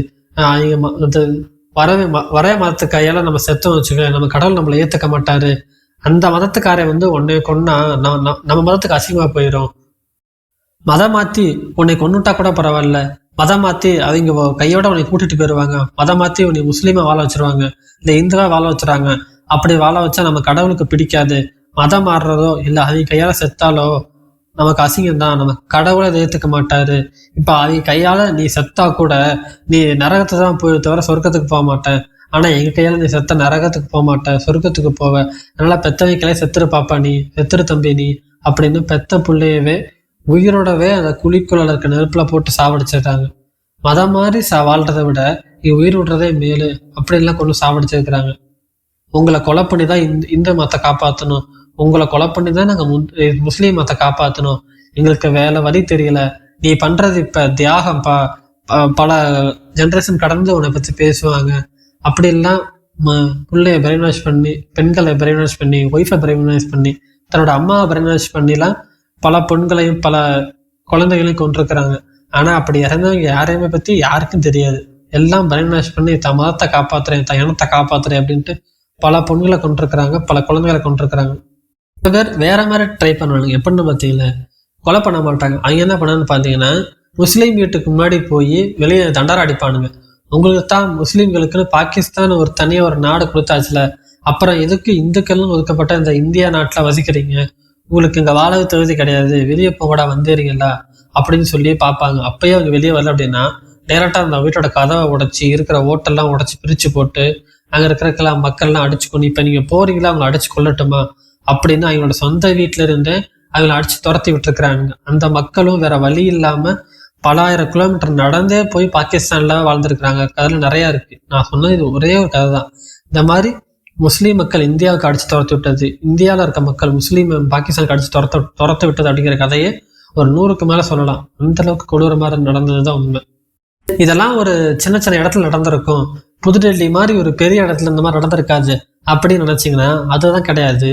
கிட்டத்தட்ட டெல்லியில மட்டும் 10,000 பேர் இந்த கலவரத்தில் இறந்துருக்கிறாங்க. இப்போ இதெல்லாம் பார்த்துட்டு இருந்த நேரு பட்டேல்லாம் ரொம்ப குழப்பத்தில் நடுங்கி போயிட்டாங்க அப்படின்னு சொல்லணும். சரி என்ன பண்ணலாம் அப்படின்னு ரொம்ப நேரம் யோசிச்சுட்டு நேருவும் பட்டேலும் கடைசியாக ஒரு முடிவுக்கு வந்தாங்க. என்ன பண்ணான்னு பார்த்தீங்கன்னா, 2 பேருமே போய் மவுண்ட் பேட்டனை போய் பார்க்குறாங்க. ஏதாவது ஒரு இடமாவது ரொம்ப அமைதியாக இருக்கா, யாராவது சுதந்திரத்தை கொண்டாடுறாங்களா, யாராவது சந்தோஷமா இருக்கிறாங்களா, எல்லாரும் இந்த நாள் இந்த சுதந்திரத்தை கொண்டாடுறதை விட இப்படி அடிச்சுக்கிட்டு தான் மதம் தான் முக்கியம், தான் இனம் தான் முக்கியம் அடிச்சுக்கிட்டு சாவுறாங்களே, இதுக்காக தான் ஜின்னா பாகிஸ்தான் தனிநாடு ஒருன்னு கேட்டாரா, பிரிச்சுட்டு போனதான் இவ்வளவு கேவலமா மாறிட்டாங்களே இந்திய மக்கள் எல்லாரும். சரி முஸ்லீம் மக்கள் தான் அப்படி இருப்பாங்க பார்த்தீங்கன்னா, இந்திய மக்களும் அதுக்கு சலைச்சவங்க இல்லை அப்படின்ட்டு போட்டி போட்டு கலவரத்தையும் பிரச்சனையும் பண்ணிட்டு இருக்காங்களே, எங்களுக்காகவா நாங்க இத்தனை பேர் பல பேர் உயிரை கொடுத்து இந்த சுதந்திரத்தை வாங்கி கொடுத்தாங்க, எங்களுக்கு பேசாம சுதந்திரமே வாங்காம இருந்திருக்கலாமே, நான் கஷ்டப்பட்டதெல்லாம் வேஸ்டா போச்சு, எங்களுக்கு சுதந்திரமே கொடுத்துருக்க கூடாது, இந்த சுதந்திரமே வேணாம் அப்படின்லாம் புலம்ப ஆரம்பிக்கிறேன். எங்களால சமாளிக்க முடியல, எங்களால இதுக்கு மேலே இந்தியாவை கட்டுப்படுத்த முடியணும் அப்படிங்கிற நம்பிக்கை எங்களுக்கு சுத்தமா இல்லை, நீங்க கொடுத்த சுதந்திரமோ ஆட்சி அதிகாரமோ எதுவுமே எங்களுக்கு எது வேணாம், நீங்களே ஆட்சி பண்ணுங்க அப்படின்னு சொல்லிட்டாங்க. அப்படின்னு சொல்லிட்டு தன்னோட பதவியில இருந்து 2 பேர் கிளம்புறாங்க. இனிமேல் நீங்களே ஆட்சி செஞ்சுக்கோங்க அப்படின்னு சொல்லிட்டாங்க. இதெல்லாம் ரொம்ப நாள் கழிச்சுலாம் கிடையாது, சுதந்திரம் கொடுத்து வெறும் 20 நாட்களே நடந்த சம்பவங்கள்லாம் இதெல்லாம். இப்போ மவுண்ட் பேட்டன் கவர்னர் ஜெனரலாக இருக்கறனால தன்னால் முடிஞ்ச அளவுக்கு இந்தியாவில் இருக்க பிரச்சனைகளை கட்டுப்படுத்த ட்ரை பண்ணுறாரு.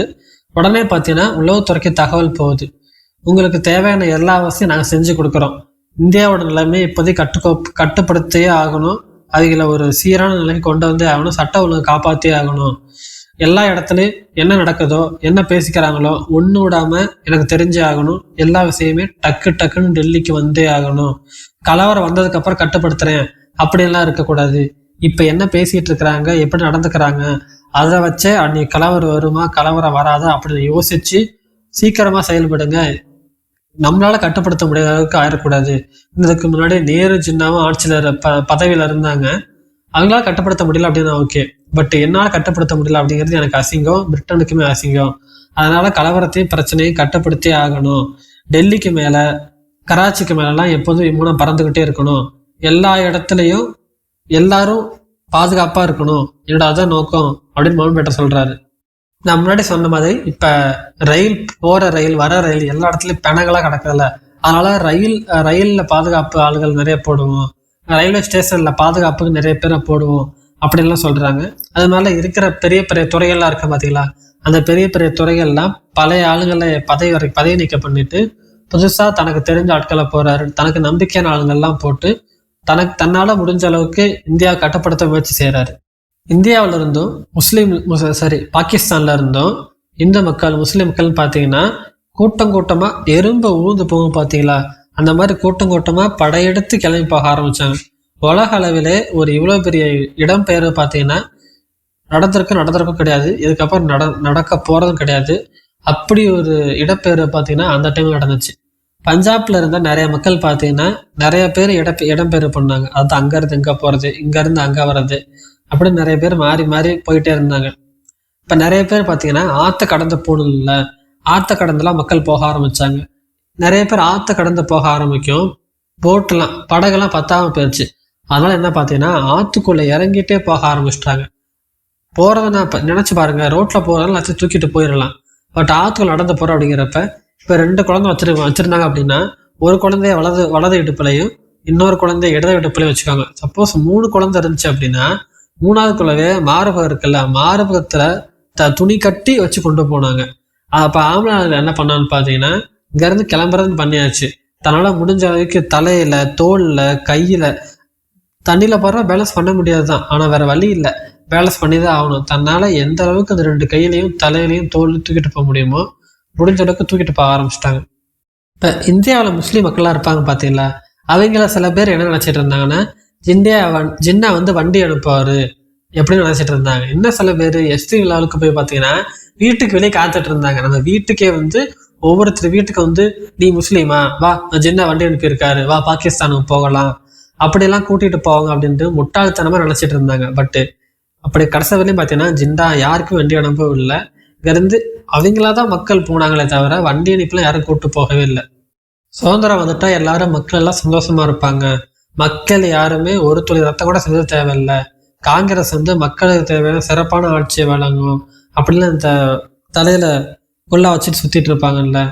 சுதந்திரம் ஆனதுக்கப்புறம் அந்த மாதிரி சொல்றதுக்கோ சுத்திட்டு தெரியுது யாரையுமே காணா. எல்லாரும் இந்தியாவில் நடக்கிற பிரச்சனை கலவரம் காங்கிரஸோட கையாளத்தனத்தெல்லாம் பார்த்துட்டு இனிமே நம்மளை வெளியே தெரிஞ்சு நம்மளை அடிச்சு கொண்டுறோம் அப்படின்ட்டு அவங்க எல்லாம் ஆளாக மறைஞ்சு போயிட்டாங்க. இந்தியா பாகிஸ்தான் எல்லாம் முடிவானதுக்கு அப்புறம் 2 சைட்லுமே இருந்தும் கிட்டத்தட்ட 1.5 மில்லியன் மக்கள் பார்த்தீங்கன்னா இடம்பெயர்ந்து போனதா ஒரு சொல்றாங்க. 1951 ஒரு கணக்கெடுப்பு நடத்தினாங்க. அதுல 72,26,000 முஸ்லீம்கள் இந்தியாவில இருந்து பாகிஸ்தான் போனாங்க அப்படின்னு சொல்றாங்க.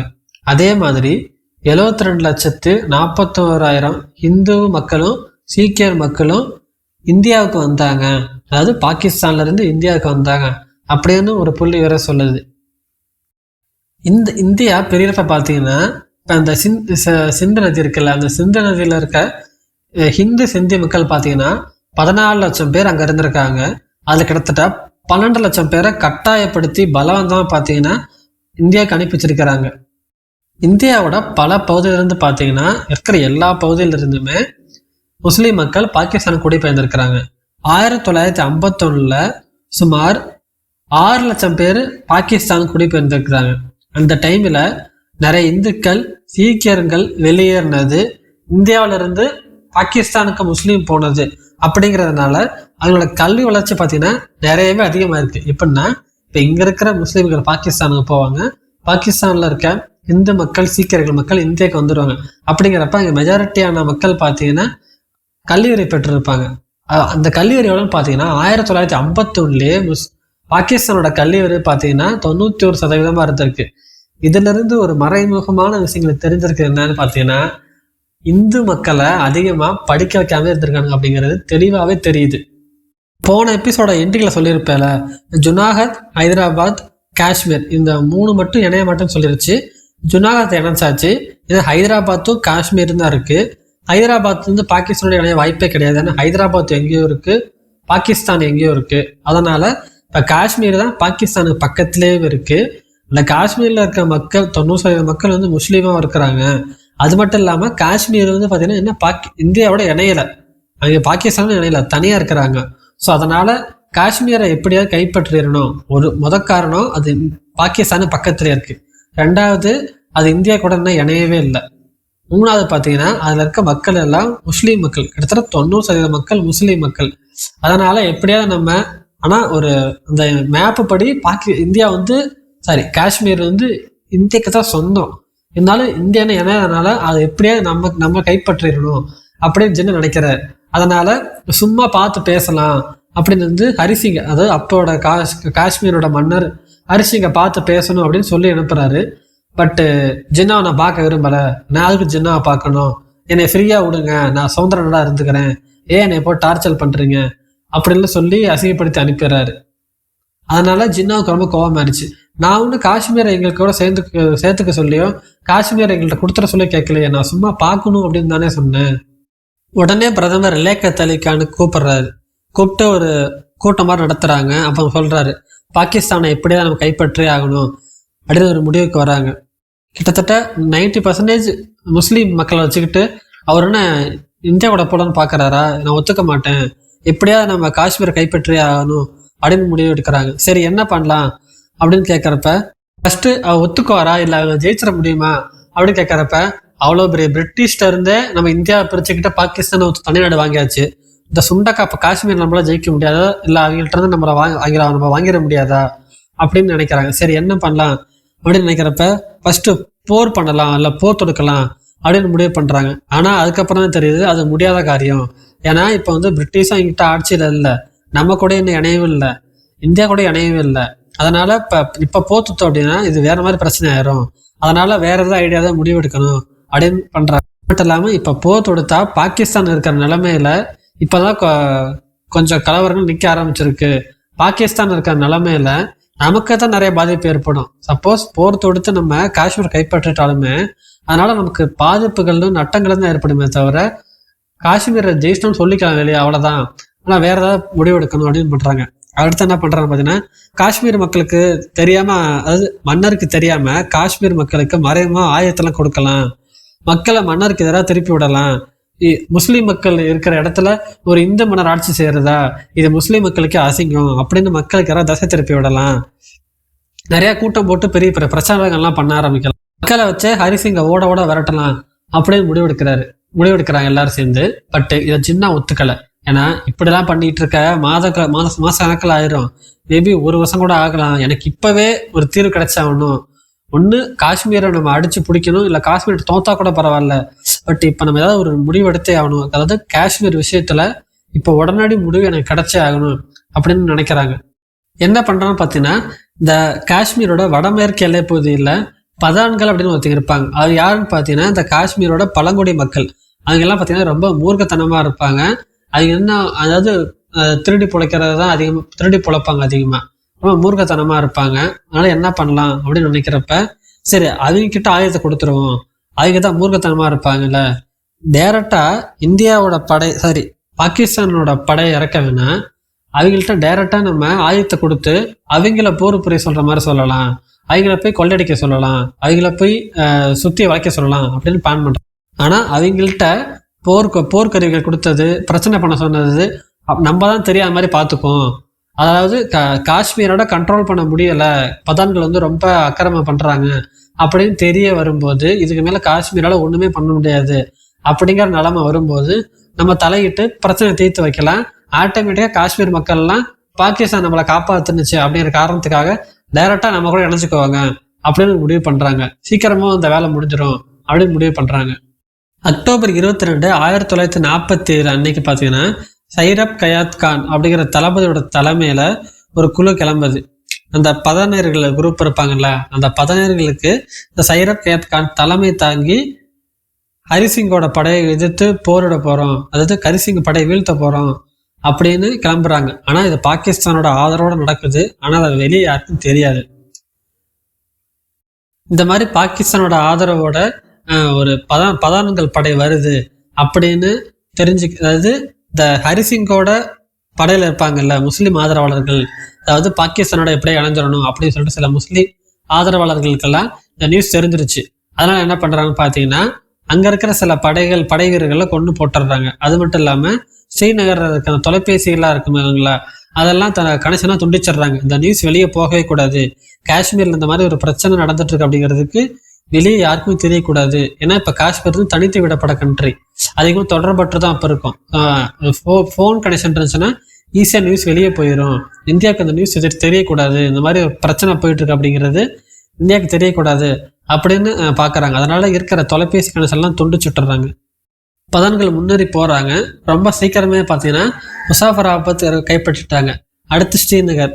பதான்கள் பார்த்தீங்கன்னா அந்த ஸ்ரீநகர் இருக்குங்களா, அந்த நகரத்தை சுற்றி வளைக்கணும். தளபதி சையத் கயாத் கான் இருக்காரு பார்த்தீங்களா, அவர் போய் அரண்மனை சுற்றி வளைச்சிருவாரு. பதான்கள் வந்து ஸ்ரீநகரை சுற்றி வளைக்கணும். இந்த தளபதி வந்து பார்த்தீங்கன்னா அரண்மனை சுற்றி வளைச்சிருவாரு. அப்படியே ப்ரெஷர் போட்டோம் அப்படின்னா காஷ்மீரை கைப்பற்றிடலாம் அப்படின்னு பிளான் பண்ணுறாங்க. ஆனால் இந்த இடத்துல தான் பிளான் லைட்டாக சறுக்க ஆரம்பிக்குது. இந்த ஸ்ரீநகரோட செழிப்பான இடத்தெல்லாம் பார்த்து பதான்கள் தடும ஆரம்பிக்கிறாங்க. ஆக்சுவலாக பதான்களுக்கு ஒரு சொல்லியிருந்தாங்க, காஷ்மீர் வந்து பாகிஸ்தான் கைக்கு வந்ததுக்கு அப்புறம் நீங்கள் என்னெல்லாம் பண்ணிக்கலாம், ஸ்ரீநகர் உங்களோடது, நீங்கள் எவ்வளோ கொள்ளையடிக்கணும் கொள்ளையடிச்சுக்கோங்க, என்ன பண்ணிச்சோ பண்ணிக்கோங்க, அது வரலையும் எங்களுக்கு ஒத்துழைங்க அப்படி சொல்லியிருந்தாங்க. ஆனால் அதெல்லாம் மறந்துட்டு காஷ்மீரை கைப்பற்றதுக்கு முன்னாடியே ஸ்ரீநகர பதான்கள் பார்த்தீங்கன்னா கொள்ளடிக்க ஆரம்பிச்சிட்டாங்க. தளபதிக்கு பார்த்தீங்கன்னா அந்த சைரப் கயாத் கான் இருக்கார் பார்த்தீங்களா, அவருக்கு அந்த நியூஸ் தெரிய ஆரம்பிக்குது. சரி, இவங்களை கட்டுப்படுத்த முடியாது, இவங்களாம் ரொம்ப ஓட்டத்தனமாக இருப்பாங்க, நம்ம ஸ்ரீநகர் விட்டாலும் பரவாயில்ல, நம்ம அரண்மனை எப்படியோ பிடிச்சிடலாம் அப்படின்னு இருக்கிறாங்க. 2 நாள் கழிச்சு தான் பார்த்தீங்கன்னா டெல்லிக்கு இந்த விஷயமே தெரிய ஆரம்பிக்குது. உடனே பார்த்தீங்கன்னா பிரிட்டிஷ் படையை அனுப்ப சொல்லி நேரு வந்து சொல்கிறாரு. ஆனால் மவுண்ட் பேட்டன் கிளியர் கட்டாக சொல்லிட்டாரு, பிரிட்டிஷ் படையெல்லாம் அனுப்பியாச்சு பிரிட்டிஷுக்கு. கொஞ்சம் பேர் இருக்காங்களே தவிர அது வந்து எங்கள் பாதுகாப்பு தான் இருக்காங்களே தவிர இனிமேல் வந்து பிரிட்டிஷ் படையெல்லாம் யூஸ் பண்ண முடியாது, ஏன்னா நாங்கள் சுதந்திரம் கொடுத்துட்டோம். இராணுவ தளபதியாக மட்டும்தான் நான் வந்து பவரில் இருக்குன்னே தவிர இனிமேல் வந்து பிரிட்டிஷ் படையை இந்தியாவில் யூஸ் பண்ண முடியாது அப்படின்னு சொல்லிட்டாங்க. சரி, இப்போ என்னதான் பண்ணலாம் அப்படின்னு நேரு வந்து மவுண்ட் பேட்டன் கேட்குறாரு. கேட்டவுடனே மவுண்ட் பேட்டன் வந்து நீங்கள் இப்போ இது பண்ணுறீங்க, ஏன்னா வந்து காஷ்மீர் வந்து இந்தியா கூட சேரவே கிடையாது, நம்ம வந்து ஒப்பந்தத்தை கழுத்து போட சொல்லி அவர்கிட்ட ஒப்பந்தத்தை கொடுத்தோம், அவர் வந்து வாங்கி வச்சுக்கிட்டு இன்னும் ஒப்பந்தத்தை கழுத்து போடவும் இல்லை, அவரோட முடிவுன்னு நம்மள்ட்ட சொல்லவும் இல்லை, முறைப்படி சொல்ல போனால் நம்ம வந்து அவங்களுக்கு ஹெல்ப் பண்ணவே முடியாது, ஏன்னா அது ஒரு இந்தியாவோட பகுதியே கிடையாது, அதாவது மேப்பு படி அது உங்களுக்கான சொந்தம் தான், ஆனால் அது சுதந்திரமாக இருக்க ஆசைப்படுறாங்க, அதனால இந்தியாவோட சேர மாட்டேன் அப்படி சொல்லிட்டாங்க.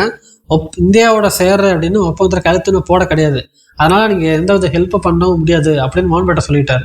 அதெல்லாம் எனக்கு தெரியாது, எனக்கு காஷ்மீர் வேணும், அதாவது சின்ன பார்த்தீங்கன்னா அந்த சைடு எனக்கு காஷ்மீர் வேணும் அப்படிங்கிறாரு. இந்த சைடு நேர் என்ன பண்ணுறான்னு பார்த்தா எனக்கு காஷ்மீர் வேணும் அப்படிங்கிறாரு. அரிசிங்க என்னன்னா, நான் இந்தியா கூட இணையல, பாகிஸ்தான் கூட இணையல, என்னை தனியாக விட்டுருங்கப்பா, நான் தனி நாடாகவே இருந்துக்கிறேன் அப்படின்னு அவர் சொல்கிறாரு. இந்தியாவோட இணையாதனால படைகளை அனுப்பவும் முடியாது, அதனால என்ன பண்ணுறாங்கன்னா ஒரு குழுவை ஏற்பாடு பண்ணி மன்னரான ஹரிசிங் கிட்ட பேசி பார்க்கலாம் அப்படி சொல்கிறாங்க. எவ்வளோ சீக்கிரம் பேச முடியுமோ அவ்வளோ சீக்கிரம் பேசலாம், ஏன்னா இங்கே அரண்மனை ஆக்க ஆரம்பிச்சிட்டாங்க. கூடிய சீக்கிரத்தில் ஃபுல்லாகவே ஸ்ரீநகரை கைப்பற்றி காஷ்மீரை கைப்பற்ற வாய்ப்பு இருக்குது, மன்னரை என்னென்னாலும் பண்ணலாம் அப்படிலாம் டைரக்டாக மன்னரை பார்க்க ஏற்பாடு பண்ணுறாங்க. இனிமேல் யோசிக்கிறதுல எந்த பயனும் இல்லை. பாகிஸ்தான் படம் கொஞ்சம் கொஞ்சமாக ஸ்ரீநகரை கைப்பற்றிட்டு வருது, லேட் பண்ண உங்களுக்கு தான் ஆபத்து, அதனால சீக்கிரமாக அந்த ஒப்பந்தத்தில் கையெழுத்து போடுங்க அப்படின்னு சொல்லிட்டாங்க. உடனே ஹரிசிங், சரி இனிமேல் வேற வழி இல்லை, லேட் பண்ணுறனால நமக்கு தான் ஆபத்து, இப்போதைக்கு இந்தியாவோட இணைஞ்சுக்கும், அதுக்கப்புறம் நம்ம கையெழுத்து போடலாமா கையெழுத்து போட வேணாமா அப்படிங்கிறத முடிவு பண்ணிக்கோ. அது ஹரிசிங் அப்பவே தெளிவாக சொல்லிட்டாரு, நான் கையெழுத்து போடல, ஆனால் கையெழுத்து போட மாட்டேன், இந்த பிரச்சனைலாம் சால்வ் ஆகட்டும், காஷ்மீரை சட்ட ஒழுங்கல் நிலைநாட்டுங்க, அதுக்கப்புறம் ஒரு ஓட்டெடுப்பு நடத்துங்க, மக்கள் என்ன முடிவெடுக்கிறாங்களோ அவங்களோட விருப்பம் தான், நான் சொல்றதுக்கு ஒன்றும் கிடையாது, மக்களுக்கு இந்தியாவோட என்ன விருப்பம் அப்படின்னா இந்தியாவோட இணைஞ்சிக்கிட்டோம், தனியாக இருக்கலாம்னு சொன்னாங்கன்னா தனியாகவே இருந்துக்கிட்டோம், இல்லை பாகிஸ்தானோட என்ன சொன்னாங்கன்னா பாகிஸ்தான் இணைஞ்சிக்கிட்டோம், ஆனால் இப்போதைக்கு உங்களோட கை கோர்க்கிறேன் அப்படின்னு சொல்லி ஒரு தற்காலிகமாக தான் கை கோர்த்தாரு ஹரிசிங். அக்டோபர் 22 அந்த படம் வந்து இங்கே வந்துச்சாக. அக்டோபர் 27 இந்தியா பார்த்தீங்கன்னா சுதந்திரத்துக்கு அப்புறம் தன்னோட முதல் போரில் கிளம்புறங்குது. அப்போ நடந்த போரில் பார்த்தீங்கன்னா இந்தியா கிட்டத்தட்ட நிறையா பகுதி கைப்பற்றிட்டாங்க. ஆனால் இந்த காஷ்மீரில் ஒரு சில பகுதிகள் பாகிஸ்தான் கைப்பற்றி இருந்தாங்க. அவரோட படைகள் அங்கே இறக்கி வச்சுருந்தாங்க. நிறைய இடத்த பார்த்தீங்கன்னா இந்தியா கைப்பற்றி இந்தியாவோட படைகள் நிறைய அங்கே இருந்துச்சு. இன்னும் சொல்ல போனால் காஷ்மீர் பள்ளத்தாக்கில் இருக்கிற எல்லா இடத்தையும் கைப்பற்றுறதுக்கு பல மாதங்கள் ஆச்சுன்னே சொல்லலாம். சில வாக்குறுதியில் பார்த்தீங்கன்னா நேரு வந்து பார்த்தீங்கன்னா காஷ்மீர் கொடுத்தாரு. மகாராஜாவோட ஒப்புதல் தற்காலிகமானது, போர் முடிஞ்ச அமைதி திரும்பி சட்ட ஒழுங்கை நிலநாட்டுங்க, அதுக்கப்புறம் ஒரு வாக்கெடுப்பு நடத்துங்க, அதில் மக்கள் என்ன சொல்கிறாங்களோ அதை நான் ஏற்றுக்கிறேன் அப்படின்னு சொன்னார்ல. ஆனால் அதெல்லாம் நேரு பட்சத்தில் அதெல்லாம் மீறிட்டார். இப்போ வரலையும் அந்த காஷ்மீர் பிரச்சனை உனக்கு தெரியும் எவ்வளோ பிரச்சனையாக இருக்குது அப்படின்ட்டு. அன்னைக்கு ஹரிசிங் ஸ்டார்டிங்லேயே இந்தியாவோடையோ இல்லை பாகிஸ்தானோடய சேர்ந்துருந்தாருன்னா காஷ்மீர் வந்து மேபி ஒரு அமைதி பூங்காவை திகழ்ந்திருக்கலாம். ஆனால் இப்போ ஹரிசிங் அன்னைக்கு ஒரு பண்ண தப்பு இப்போ இவ்வளோ பெரிய பிரச்சனைக்கு வந்து நிற்கிது. அதுக்கப்புறம் காஷ்மீரில் நடந்த பிரச்சனைகள் எல்லாம் உங்களுக்கே தெரியும். அப்படி தெரியலை அப்படின்னு பார்த்தீங்கன்னா வீர உச்சிகா பாட்காஸ்ட்டில் இந்த காஷ்மீர் ஃபைல்ஸ் அப்படின்னு சொல்லி ஒரு எபிசோட் போட்டிருப்பாங்க. அதோட லைட்டாக காஷ்மீரோட வரலாறு சொல்லியிருப்பாங்க. அதை கேட்டு பாருங்கள், உங்களுக்கு இன்னும் தெளிவாகவே இருக்கும். இந்தியா பார்த்தீங்கன்னா பாகிஸ்தானை பிரித்து கொடுக்குறப்ப அப்போதைக்கு பிரிக்கிறப்ப 20 கோடி மட்டும்தான் கொடுத்தாங்க. மிச்சம் 55 கோடி பணத்தை கேட்டப்ப இந்தியா பார்த்தீங்கன்னா நீங்கள் பாகிஸ்தானில் இருக்கிற உங்கள் படையெல்லாம் திரும்பி வாங்குங்க, அப்போ தான் நாங்கள் மிச்சம் பணத்தை திருப்பி தருவோம் அப்படின்னு சொல்லிட்டாங்க. இதை கேட்ட காந்தி பார்த்தீங்கன்னா ரொம்ப கோபமாயிட்டாரு. அவங்க தப்பு பண்ணிட்டாங்கன்னா, கொடுத்த வாக்குறுதி அவங்க மீறிட்டாங்கன்னா, நாங்கள் அப்போ சுதந்திரம் ஆனதுக்கப்புறம் எந்த பகுதியும் ஆக்கிரமிக்க மாட்டோம் அப்படின்னு சொல்லியிருந்தாங்கன்னா, ஆனால் அவங்க ஆக்கிரமிச்சிட்டாங்க, அவங்க பண்ணது தப்பு தான், ஆனால் கொடுத்த வாக்கை மீறிட்டாங்க தான். ஆனால் நீங்களும் அதுக்காக கொடுத்த வாக்கை மீறலாமா? அதாவது அவங்க கொடுத்த வாக்கை மீறிட்டாங்க அப்படிங்கிறதுக்காக நீங்கள் கொடுத்த வாக்கை மீறாதீங்க, மிச்சம் 55 கோடி பணத்தை எங்கள்கிட்ட கொடுத்துருங்க, நம்ம நல்லபடியாக பொழைச்சிக்கிட்டோம் அப்படின்னு சொல்கிறாங்க. இதை பார்த்து நேரு வந்து இதெல்லாம் ஒத்துக்க முடியாது, நான் கொடுக்க மாட்டோம் அப்படின்னு சொல்லிட்டாரு. காந்தியடிகளை பார்த்தீங்கன்னா வழக்கம் போல் தன்னோட உண்ணாவிரத போராட்டத்தை ஆரம்பிச்சிட்டாரு. உண்ணாவிரதத்திலிருந்து தன்னோட காரியத்தை ஜெயிச்சிட்டாரு. மிச்சம் 55 கோடி பணத்தை கொடுக்க ஆரம்பிச்சிட்டாங்க. இப்போ காஷ்மீர் பிரச்சனை சால்வ் ஆயிடுச்சா? இப்போ ஹைதராபாத் பிரச்சனைகிட்ட வரும். ஏன்னா ஜுனாகத் ஆல்ரெடி கைப்பற்றியாச்சு. இப்போ காஷ்மீரில் என்ன நினச்சுன்னு சொல்லியாச்சு. இன்னும் இருக்கிறது ஹைதராபாத் மட்டும்தான். சொல்ல போனால் ஹைதராபாத் கிட்டத்தட்ட 1 வருஷம் இங்கே சுதந்திரமாக இருந்தாங்கன்னு சொல்லலாம். அதெல்லாம் ஸ்டார்டிங்கில் என்ன பண்ணான்னு பார்த்தீங்கன்னா கொஞ்ச நாள் வெயிட் பண்ணி பார்த்துட்டு அவங்க மட்டும் நாங்கள் ஆக்சுவலாக ஹைதராபாத்துக்கு நான் தான் எல்லாமே, உங்களோட கையெழுத்து போட்டுக்கிறேன் அவ்வளோதான். அதாவது பிரிட்டனுக்கு பதிலாக இந்தியா அந்த அவ்வளோதானே தவிர நான் தான் எல்லா முடிவெடுக்கிற அதிகாரமும் இருப்பேன் அப்படின்னு சொல்லிட்டாரு நிஜாம். ஆனால் இந்தியா பக்கமும் ப்ரெஷர் அதிகமாகுது, ஹைதராபாத் நிஜாம் பக்கமும் ப்ரெஷர் அதிகமாகுது. நிஜாம் என்ன சொல்கிறாருன்னா, என்னை ரொம்ப ஃபோர்ஸ் பண்ணுறாங்க, ஏன்ட்டா நாட்டை கொடுத்துட்டு சொல்லி ஃபோர்ஸ் பண்ணுறாங்க அப்படின்னு அவர் கம்ப்ளைண்ட் பண்ண ஆரம்பிக்கிறாரு. இந்திய அரசாங்கம் என்ன சொல்றது பார்த்தீங்கன்னா, நாங்கள் சொல்கிறத கேட்கவே மாட்டேங்கிறாரு, நாங்கள் சில ஒப்பந்தங்களை போட்டிருக்கோம், அந்த ஒப்பந்தத்தில் மீறிட்டே இருக்கிறாரு அப்படின்னு சொல்லிட்டே இருக்கிறாங்க. கடைசியில் என்ன பண்ண ஆரம்பிச்சிட்டான்னு பார்த்தீங்கன்னா 1948 ஹைதராபாத் நிஜாமு ஐநா சபை போய் தொடர்பு கொள்ள ஆரம்பிச்சிட்டாரு. இதை பார்த்துட்டு இருந்த இந்திய அரசாங்கம் பார்த்தீங்கன்னா இதுக்கு மேலே எங்களை விட்டு பிடிச்சா சரி வராது, இவங்க மேலே போர் தொடுத்துற வேண்டியதான் அப்படின்னு சொல்லிட்டு ஆப்ரேஷன் போலோ அப்படின்னு சொல்லிட்டு ஒரு திட்டத்தை ஏற்படுத்தி அங்கே போய் போர் தொடுக்கிறாங்க. இது எப்படி போர் தொடுக்கிறாங்க பார்த்தீங்கன்னா, சட்ட ஒழுங்கு அங்கே சரியில்லை, மக்கள் எல்லாரும் ரொம்ப கஷ்டப்படுறாங்க அப்படின்ட்டு செப்டம்பர் 13 1948 இந்திய படைகள்லாம் ஆப்ரேஷன் போலோ அப்படிங்கிற ஒரு பேரில் ஹைதராபாத்தில் அனுப்புகிறாங்க. 5 நாளில் பார்த்தீங்கன்னா ஹைதராபாத்தை பார்த்தீங்கன்னா இந்தியாவோட இணைஞ்சிருச்சு. சுதந்திரம் வாங்குறப்ப 560 சமஸ்தானங்கள் பார்த்தீங்கன்னா இந்தியாவில் சுதந்திரமாக இருந்துச்சு அப்படின்னு கேள்விப்பட்டிருப்பீங்க. ஆனால் வெறும் 3 இது மட்டும்தான் கடைசியாக நாங்கள் இந்தியா கூட சேர மாட்டோம், யார் கூட சேர மாட்டோம் அப்படின்னு போராடினாங்க. அப்படின்னா மற்ற மன்னர்கள்லாம் ஏன் போராடலை அப்படின்னு கேள்வி வந்திருக்கோம். அதுக்கு முக்கிய காரணம் பார்த்தீங்கன்னா அதுக்கு ஒரு பயம் இருந்துச்சு. எதை பார்த்துன்னு பார்த்தீங்கன்னா மக்கள் சுதந்திரம் ஆகிட்டாங்கன்னா எங்கே நம்மளை மதிக்காமல் போயிடுவாங்க அப்படிங்கிற ஒரு பயம் அதுக்கு இருந்துகிட்டே இருந்துச்சு. ஆக்சுவலாக அதுக்கு முன்னாடி பிரிட்டன் ஆட்சி கீழே தானே அந்த மன்னர்கள்லாம் ஆட்சியில் இருந்தாங்க. கிட்டத்தட்ட அட்டானமஸாக தான் இருந்தாங்க அவங்க தான் எல்லாமே. பட் பிரிட்டனுக்கு கீழே அவங்க இருந்தாங்க. அப்படி இருந்தால் பார்த்தீங்கன்னா சும்மா ராஜா வாழ்க்கை யாருங்க அப்படின்னு சொன்னால் அவங்களுக்கு வந்து காலக்கல்வியோட கூட ஆள் இருந்தாங்க. பகட்டான வாழ்க்கை, மக்களை பற்றி கண்டுக்கிறதே இல்லை. இன்னும் சொல்லப்போனால் மக்களுக்கும் ராஜாவுக்கும் ஒரு கனெக்ஷனே இருக்காது. மக்கள் எங்கேயோ இருப்பாங்க, ராஜா எங்கேயோ இருப்பார். புயல் வந்தாலும் சரி, வெள்ளம் வந்தாலும் சரி, வறட்சி வந்தாலும் சரி, ராஜா மாதிரி தான் இருப்பார். ஆனால் மக்கள் எல்லாம் ரொம்ப கஷ்டப்பட்டுக்கிட்டு வேதனைப்பட்டுட்டு தான் இருந்தாங்க. மக்கள் எல்லாத்தையுமே ராஜாக்கள் பார்த்தீங்கன்னா ஒதுக்கி வச்சிட்டாங்கன்னு சொல்லலாம். அது பிரிட்டிஷ் ஆட்சிக்குள்ள தான் இங்கே இருக்கிறாங்க. பிரிட்டிஷு கீழே மன்னர்கள் இருக்கிறாங்க. மாசம் சம்பளம் வந்துடும். எல்லாமே ராஜா மாதிரி இருந்தனால மக்களை கண்டுக்கவே இல்லை. மக்கள் எப்படி போன எனக்கு என்ன, நமக்கு மேல பிரிட்டிஷ் வந்துருக்கிறாங்க, பிரிட்டிஷ் தான் நம்மளை அவங்க பார்த்துக்க மாட்டேங்கிறாங்க அப்படின்னு பேட்டை மாத்திடுவாங்க மன்னர்கள் எல்லாருமே. அதனால மக்கள் எல்லாருமே மன்னர்கள் மேல ரொம்ப கோபமா இருந்தாங்க. என்னைக்காவது ஒரு நாள் உன்னோட ஆட்சி அதிகாரம் போகும், அப்ப நீ மக்கள் ஆயிடுவ, அப்போ உன்னை வச்சுக்கிறேன்டா அப்படின்னு தான் மக்கள் எல்லாரும் மன்னர்கள சொல்லிட்டு இருந்தாங்க. பிரிட்டிஷ் போயிட்டதுனால எனக்கு வந்து பாதுகாப்புன்னு அப்படிங்கிறது யாருமே கிடையாது. எங்க மக்கள் எல்லாம் நம்மளை மதிக்க மாட்டாங்களோ, மக்கள் எல்லாம் நம்மளை அடிச்சே கொண்டுருவாங்களோ அப்படிங்கிற பயத்தினால நம்ம இந்தியாவோட இணைஞ்சிட்டான் நமக்கு வந்து இந்திய அரசாங்கம் பார்த்தீங்கன்னா நம்மளுக்கு பாதுகாப்பு தரும், அதனால நம்மளை மறந்துடுவாங்க அப்படிங்கிற முதல் காரணத்துக்காக தான் மன்னர்கள் எல்லாரும் பார்த்தீங்கன்னா இந்தியாவோடைய ஸ்டார்டிங்ல இணைஞ்சிட்டாங்க. இந்த இந்திய பிரிவினைக்கு அடிப்படை யார் இருந்ததுன்னு பார்த்தீங்கன்னா இந்த மதம் தான். இந்த மதங்கிற ஒரு சனியே நம்மகிட்ட இல்லாம இருந்தா இத்தனை பேர் மக்கள் இறந்திருக்க மாட்டாங்க. நாடு ஒன்னா இருந்திருக்கும், எந்த பிரச்சனையும் இல்லாம இருந்திருக்கும். இப்ப நாடு ஒன்னாதான் இருக்கணும் அப்படின்னு சொல்ல வரல, பிரிஞ்சு போயிட்டாங்க. ஆனா அந்த பிரிஞ்சு போன டைம்ல எவ்வளவு கலவரங்கள் பார்த்துருக்கீங்க, எவ்வளவு கலவரங்கள் எப்படியெல்லாம் கொடூரமா கொண்டிருக்காங்க அப்படின்னு நீங்களே பார்த்துருப்பீங்க. என்னால இதுக்கான பேசணுமே அப்படிங்கிறப்ப எழுதி வச்சுதான் எழுதுறப்பையோ இல்லை நான் உங்கள்கிட்ட பேசுறப்பையோ நிறைய இடத்துல நான் அழுதுகிட்டே பேசினேன் அப்படிங்கிறதா உண்மை. என்னால சில இடத்துல அந்த வார்த்தையை சொல்லவே முடியல. நான் சொல்ல போனா டேர்ன் டவுன் பண்ணி தான் பேசியிருக்கிறேன். நான் படிச்ச இடத்துல, நான் நோட்ஸ் எடுத்த இடத்துல பார்த்தீங்கன்னா இதோட ரொம்ப கொடூரமா இருந்துச்சு. இன்னும் சொல்ல போனா நான் நிறைய விஷயத்த சொல்லவே இல்லை. இதெல்லாம் சொன்னார், என்னால சொல்ல தைரியம் இல்லை, அப்படிதான் சொல்லணும். சொல்லிடலாம் நீங்க கேட்டுருவீங்க, பட் என்னால சொல்ல முடியல அப்படிங்கிறதா உண்மை. அந்த அளவுக்கு கொடூரமா இருந்துச்சு. எல்லாத்துக்கும் பார்த்தீங்கன்னா பேஸ் எதுன்னு பார்த்தீங்கன்னா இந்த வேறு எதுன்னு பார்த்தீங்கன்னா மதத்துக்காக நான் என்ன வேணாலும் பண்ணுவேன் அப்படிங்கிறக்காக எல்லாம் பண்ணாங்க. மதம் அப்படின்னு ஒண்ணு இல்லாம இருந்திருந்தா எந்த பிரச்சனை இல்லாம எல்லாம் சுமூகமா முடிஞ்சிருக்கும். சரி, இப்ப ஜின்னா மட்டும்தான் காரணமா? முடிஞ்சிருச்சு, கிட்டத்தட்ட இந்த சாப்டர் முடிஞ்சிருச்சு. இப்ப பார்ட்டிஷன் ஆஃப் இந்தியா முடிஞ்சிருச்சு, ஃபுல்லா முடிச்சாச்சு. இதான் கடைசி எபிசோட். ஒரு 1 or 2 minutes தான் இருக்க போகுது.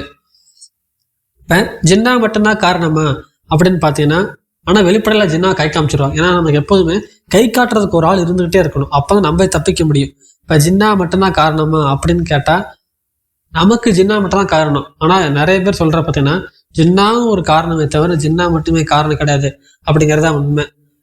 காங்கிரஸோட அகண்ட பாரத கனவு, காந்தியோட இந்து மத சார்பு, முஸ்லிம்கள் மீது இந்துக்கள் இருந்த வெறுப்பு, ஜின்னாவை எல்லாரும் வெறுத்தது, இதனால ஜின்னா ட்ரிகர் ஆகி எனக்கு முஸ்லீம் தனியாக கொடுத்தே ஆகணும் அப்படின்னு போராட்டம் பண்ணது, இந்த மாதிரி நிறைய காரணங்களுக்குன்னு சொல்லி ஆகணும்.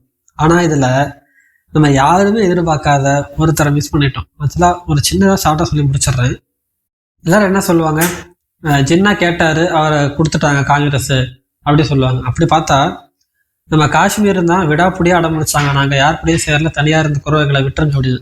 அப்படி பார்த்தா காஷ்மீர் தான் விட்டுருக்கணும். ஆனா காஷ்மீரை பிடிவாதமா இருந்து இவங்க கூட இணைஞ்சு அவனும் போராட்டம் பண்ணி இணைச்சிக்கிட்டாங்க.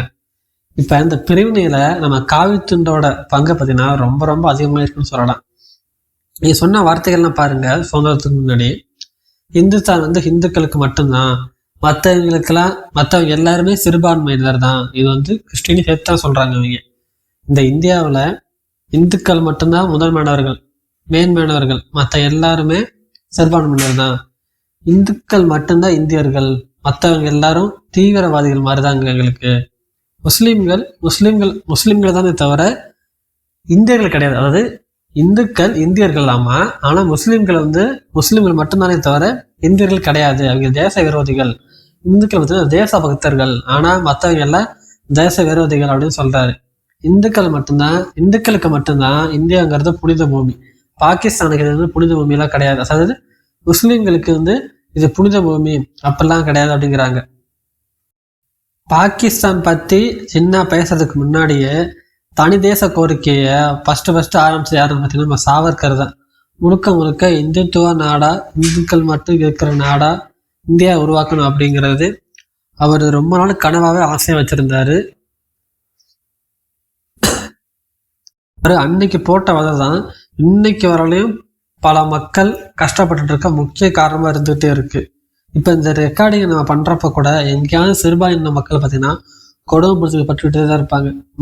மதத்தை பிடிச்சிக்கிட்டு இவங்க பண்றத சொல்ல முடியாது. அந்த அளவுக்கு கொடுமைப்படுத்திட்டு இருப்பானுங்க. மதம் மதம் மதம் அப்படின்ட்டு அந்த மதங்கிற சனியங்களை போட்டு ஆட்டி படைச்சு மக்கள், அதாவது தன்னோட இந்த மக்களே கொண்டாலும் பரவாயில்ல, அதாவது எனக்கு ஒரு கண்ணு போனாலும் பரவாயில்ல, உனக்கு 2 கண்ணு போகணும் அப்படிங்கிற கதையா, என்னோட இந்த மக்கள் 10 பேரை சாவடிச்சாவது உன்னை நான் பழி வாங்குவேன், என்னோட இந்த மக்கள் 10 பேரை கொன்னாவது நான் உன்னோட 20 பேர்த்தா பழி வாங்குவேன் அப்படின்னு தான் பாக்குறாங்களே தவிர எல்லாரும் மக்கள் தானே அப்படின்னு ஒருத்தனை பார்க்க மாட்டேங்கிறான்.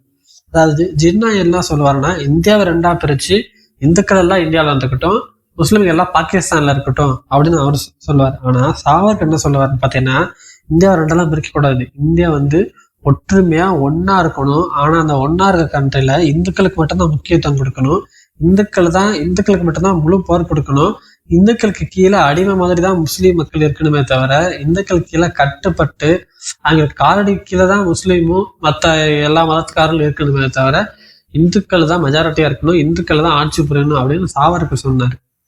அதாவது இந்த மதத்தை பிடிச்சிக்கிட்டு இவங்க என்னென்னமோ பண்றானுங்க. ஆனா நீங்க எல்லாரும் கடவுளை பார்த்துக்குவாரு தான், ஒவ்வொரு மதத்தும் ஒரு கடவுள் இருக்குல்ல, இந்த மதத்துக்கு எதுக்கு விட்டு கொடுக்குறானுங்க, இந்த மதம் மாறிட்டா, இந்த மதத்தை விட்டு போயிட்டா இந்த மதத்தை காப்பாத்தலாம், கடவுள் கோச்சுக்குவாரு அப்படின்னு சொல்றானுங்களே. இப்ப இதெல்லாம் பார்த்தா மட்டும் கடவுள் கோச்சுக்க மாட்டாரா அப்படிங்கிற மாதிரி தான் எனக்கு தோணுது. இவங்களை எவ்வளவு சொன்னாலும் திருந்தவே முடியாது. அதாவது திருடனா பார்த்து திருந்தாவிட்டா திருட்டை ஒழிக்க முடியாது அப்படிங்கிற மாதிரி நம்ம கடைசி சொல்லி சொல்லிக்கிட்டே தான் இருப்போம். ஆனா அவங்க நம்ம ஒருத்தரை மாத்துவோம், மதத்தை விட்டு வெளியே விட சொல்லி ஒருத்தரை மாத்திருப்போம். ஆனா அவன் 100 பேர்த்த இந்து மக்கள்கிட்ட இணைச்சிருப்பான். இந்த மாதிரி தான் அவங்க இருக்கிறானுங்க. சரி, ஓகே ஃப்ரெண்ட்ஸ், இதோட இந்த எபிசோடு முடிஞ்சிருச்சு. இந்த எபிசோடுக்கு ஆதரவு கொடுத்த எல்லாத்துக்கும் மிக மிக மிக நன்றி. உங்களை அடுத்த எபிசோட சந்திக்கிறேன். இது உங்க சினோமி பாட்காஸ்ட். நான் உங்கள் லஜி யூகா. தேங்க்யூ.